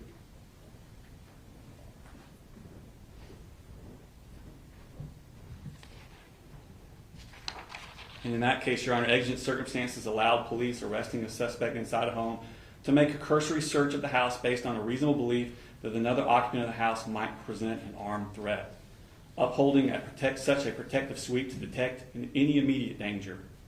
Although we review police actions from the standpoint of a hypothetical reasonable officer, we must measure those actions from the foresight of an officer acting in a quickly developing situation and not from the hindsight which judges have benefit. And that's reiterated in Nelson versus the state, which is Court of Appeals 2005 case 271, Georgia Appeals 658.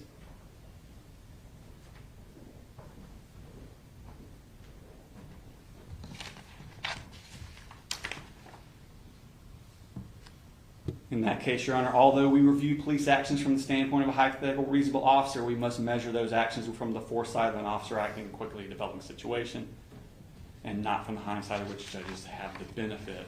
Again, Your Honor, in this case, Bazinette and the other officers, they testified, there's an active shooter at Apalachee High School. Everyone jumps in their cars. They are getting to Apalachee High School as quickly as possible. They're then diverted to Winder Barrow High School, where there's a threat of some sort of violence at Winder Barrow High School. They then divert to Winder Barrow High School and do a protective sweep there to make sure everyone's safe. They're then diverted to the elementary school, Bazinette testified to check on the elementary school, make sure everything's fine there. Then he's diverted to this house, Your Honor. This is a fast-moving, developing thing where lots of information is coming into these officers about threats and shootings and danger, and they do a protective sweep at that time to make sure there's no other people in the house. If you go back to Park versus the state, Your Honor, which I've already given to you, when it's talking about the consent, Park versus the state also says, even assuming the illegality of the initial entry and search, so even if you find the protective sweep shouldn't have happened, a party's subsequent consent to the search, which is freely and voluntarily given, may serve as an independent act of free will that purges the primary taint and authorizes admission of the evidence. The more apt question in such a case is whether granting establishment of the primary illegality, so granting that it was not supposed to happen, the evidence to which the instant objection is made has been come at by exploitation of that illegality, or instead by means sufficiently distinguishable to be purged of the primary taint. So what it's saying is, even if you find that the protective sweep shouldn't have happened, the consent after that cleans that, as long as they didn't use that to get the consent. And in the video, he comes out of the house. He's on the phone with someone else, not on the scene. No one says anything about what they saw in the house. Bazinette just walks up to him and says, "Hey, just to let you know, someone will be here to talk to you. We're getting a search warrant." And he voluntarily, without being asked, "Y'all don't need a search warrant. You can just go on in. We got nothing to hide." The protective sweep had nothing to do with him volunteering this voluntary consent.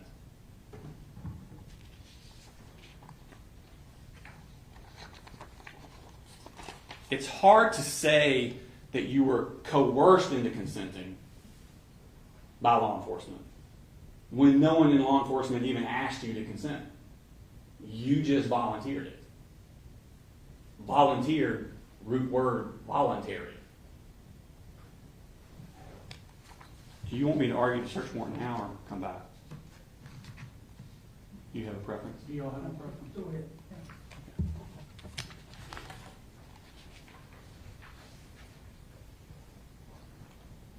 With the search warrant, Your Honor, same issue. You got to remember that with the consent, you don't even need the search warrant. But under State v. Palmer, which is a Supreme Court case, 285 Georgia 75, 2009, basically just gives the standards for what we're looking for when we're reviewing search warrants. And it basically says we begin by reiterating the standards applicable to the various levels of judicial scrutiny involved in the warrant process. The magistrate's task in determining if probable cause exists to issue a search warrant is simply to make a practical, common sense decision whether, given all the circumstances set forth in the affidavit before him, including the veracity and basis of knowledge of persons supplying the hearsay information, there is a fair probability that contraband or evidence of a crime will be found in a particular place. The trial court may then examine the issue as a first level of review, guided by the 14th Amendment, strong preference for searches conducted pursuant to a warrant, and the principle of substantial deference must be accorded a magistrate's decision to issue a search warrant based on a finding of probable cause. Although in a particular case it may not be easy to determine when an affidavit demonstrates the existence of probable cause, the resolution of doubtful or marginal cases in this area should be largely determined by the preference to be accorded to warrants.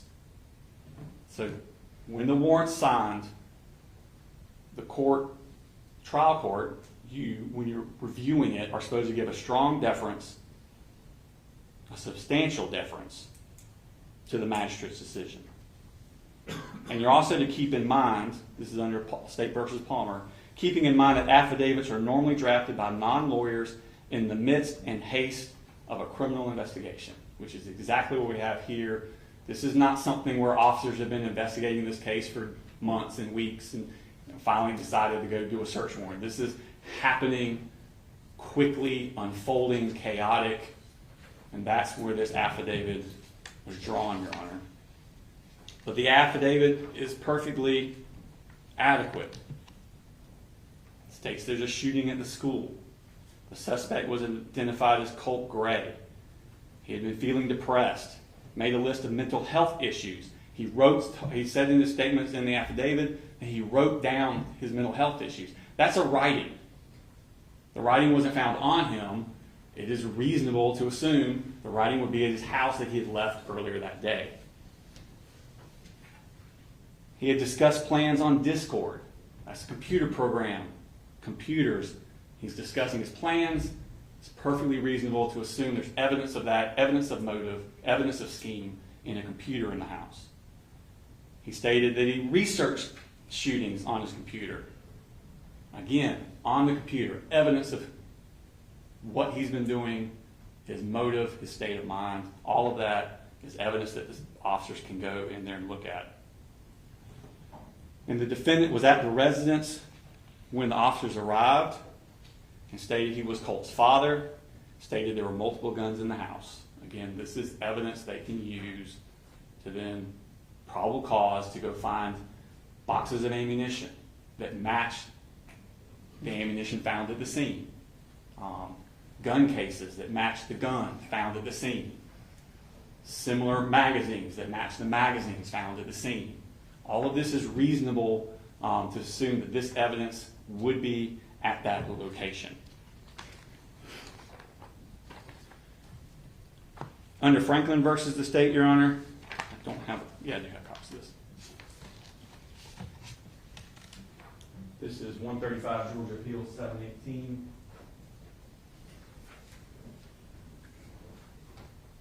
And it basically just says that oral testimony can be given.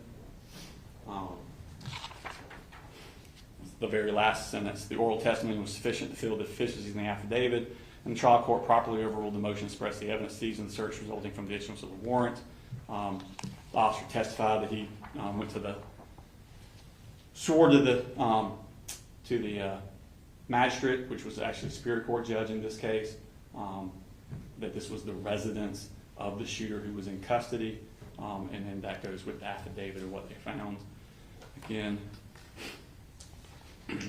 Watley versus the state also talks about oral testimony, Your Honor. This is a Court of Appeals case, February 335 Georgia Appeals 749 2016. Again, basically just says that oral testimony can fill in the gaps of the written affidavit. And then again, Your Honor, we've already argued that the consent to search, which obligates the need for a search warrant, was not tainted by the protective sweep. Same thing with this, Your Honor, under the independent source doctrine, that if they're going to get a search warrant anyway, so we're assuming that you find that protective sweep was illegal. If they're going to get a search warrant anyway, and the search warrant was not because of something they found in the protective sweep, which is what we have in this case. Genta said he went to his job was to go get a search warrant, and that was what his assignment was, and he was going to the place to do the search warrant. So he was already in mind to do the search warrant before he was talked to the officers on the scene about anything they may or may not have found inside the house. So therefore, you would use the independent source doctrine under Tatum versus the state. That's a Supreme Court case, Your Honor, 2024, so it just came down last year, 319 Georgia Appeals 187. In that case, Your Honor, what they're saying is, as long as the search warrant wasn't gotten because of the illegal search, that what you would do is take out the things in the affidavit from the illegal search and go with just the things in the affidavit that he knew before that, and if there's probable cause, the search warrant stands. So view this affidavit without the information obtained from the protective sweep. Exactly. That's what Tatum says. But to get to that point, Tatum was trying. The reason it was a Supreme Court case was trying to go over two different tests that the 11th Circuit had that was different from other federals, and went with the 11th Circuit. And so the first test is you have to say that the getting of the search warrant wasn't because they found something. You can't break into a place, find something, and that's why you go get a search warrant. That's not the case here. Genta testified he was already getting the search warrant, and if you look, those things are added at the end because he had already started his search warrant, and that was just added at the end. So you take those out. If there's still enough evidence, the search warrant stands.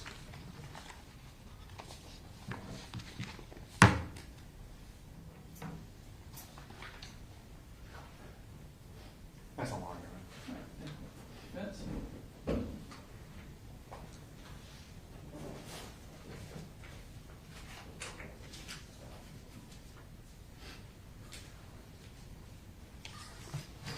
Try to be brief, Your Honor.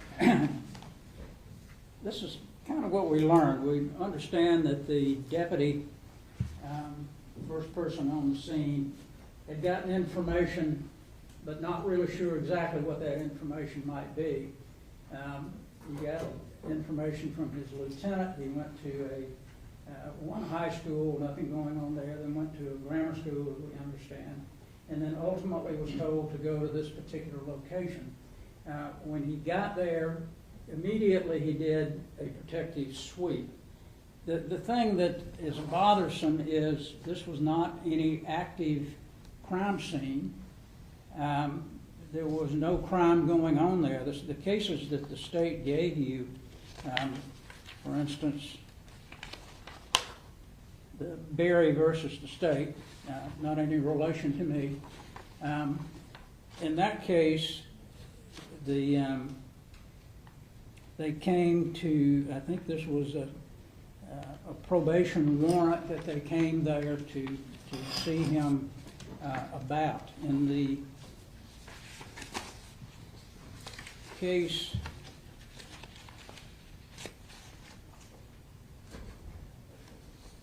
of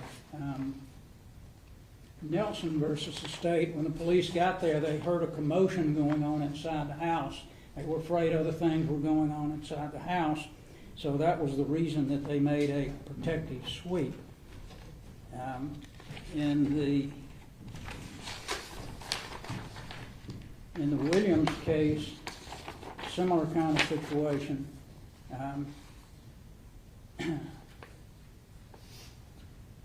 There was a standoff in that case at the house. So once that got resolved, it was certainly wise to do a protective sweep. But that's not what we really have here. We have an officer that really doesn't know what's going on. He's been given an address, and he says that he does a protective sweep. What we learned later is that not only he does a protective sweep, but apparently there are numbers of other officers who go into the house as well. So it's not really a protective sweep at that point. If you've got 3 or 4 officers going into a house on a protective sweep, obviously it looks more like a search. And we know that's what it turned into be because the deputy indicated that he saw a letter on the desk. And not only did he see the letter, he obviously read it because he gave that information to the GBI agent who was getting the search warrant.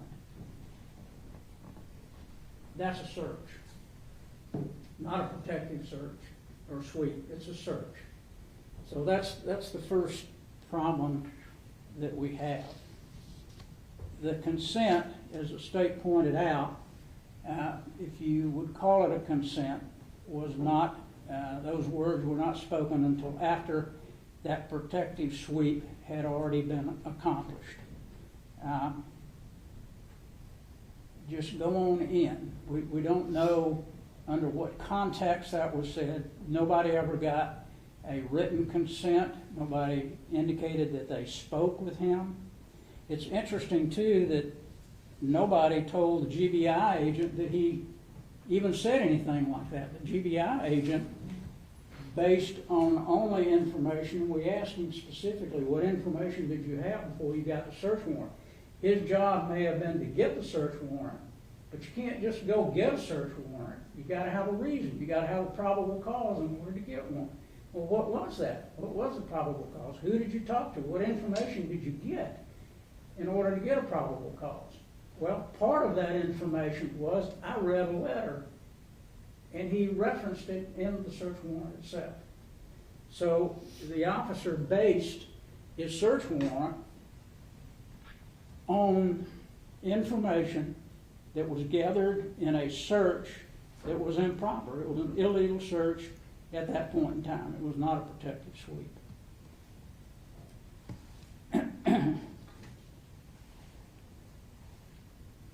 If we assume, arguendo, that the protective sweep was, I'll just say bad, do you agree that that portion of the affidavit has to be excised from it in considering probable cause, or does that taint the entire affidavit? Well, Judge, we feel like that information obviously should not have been given to the magistrate. If the magistrate used that in his decision to issue the search warrant, then the search warrant itself is bad. Because if you give information that's bad in a search warrant, it invalidates it. I think we've all seen many instances where that has occurred. So we feel like, due to the fact that the GBI agent was given information that was fruits of an illegal search, then that would invalidate the search warrant itself. Because the only thing that the agent was going on is what other people told him, because he didn't observe any of these things. So that, we think, would certainly be a problem.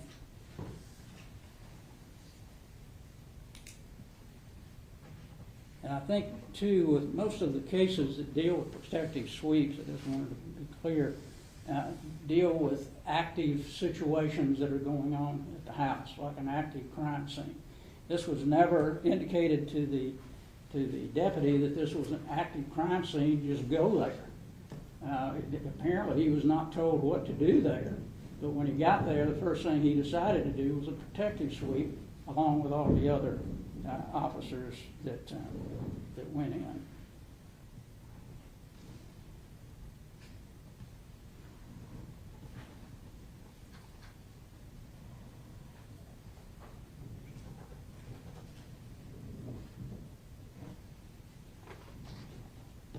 And I would adopt the argument as to the voluntariness also of Mr. Gray making the statement, just go in. We don't know exactly how, in what context that is. We can't see everything that's going on in that video. We don't know whether somebody spoke to him. We really don't know much other than that one statement, just go in. Go into what? Go into the basement, go into the car. We really don't know. And we will adopt the argument as to voluntariness of that particular statement. But based on these, and I don't believe any of the case law that the state gave the court really fit into this particular situation, because all of those were issues where there was something actively going on at that particular residence. They had no information that there was anything active going on there. They were told that there was nobody else in the residence anyway. So why do a protective sweep if there's nobody else there? Plus, why do you take so many officers in if it's not a search?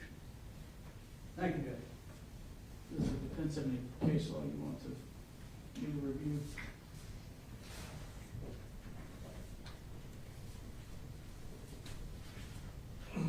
No, sir, just the ones that previously mentioned.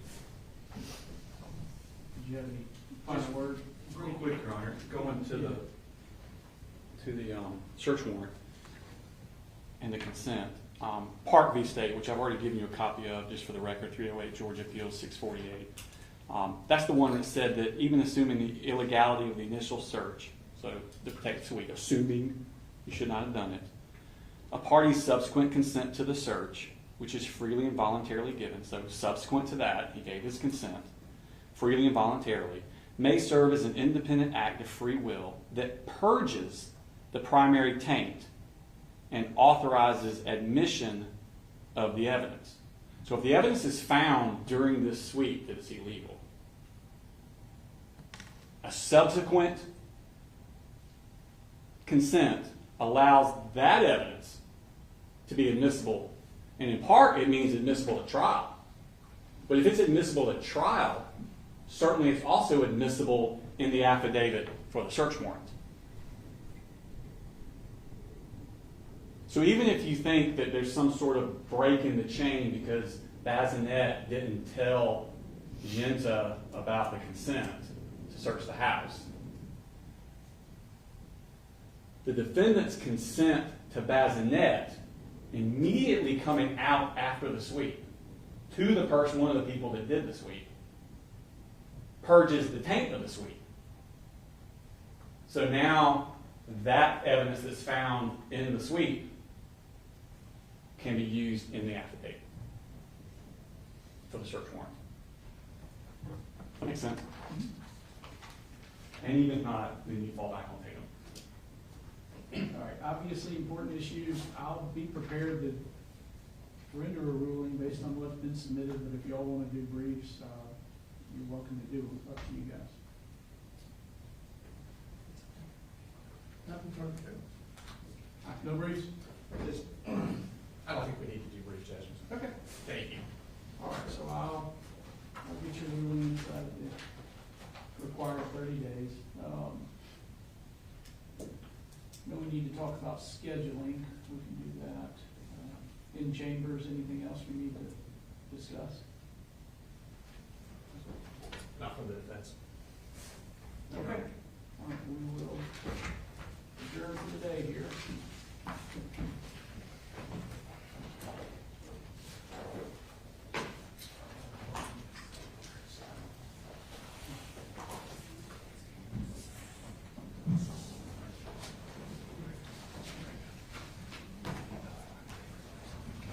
Let me make sure everybody is clear. So I know we have segments or portions of the video. Is anybody objective? I wanted to watch additional portions of what was admitted, but I can't. No, the state would encourage you, if you have time, to watch all of it. No, Your Honor, no objection. All right. Thank you. Council, y'all want to come to chamber? We can get packed up and we'll discuss scheduling. Does that work? Yes, sir. Okay.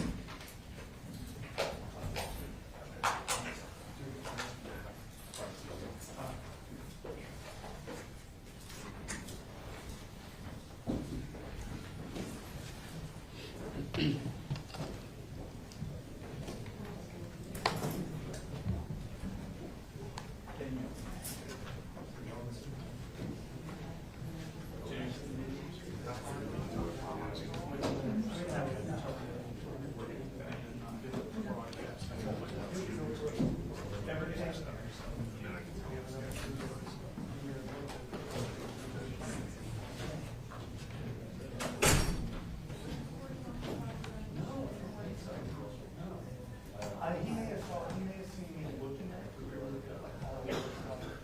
Household settings. Yeah, I don't think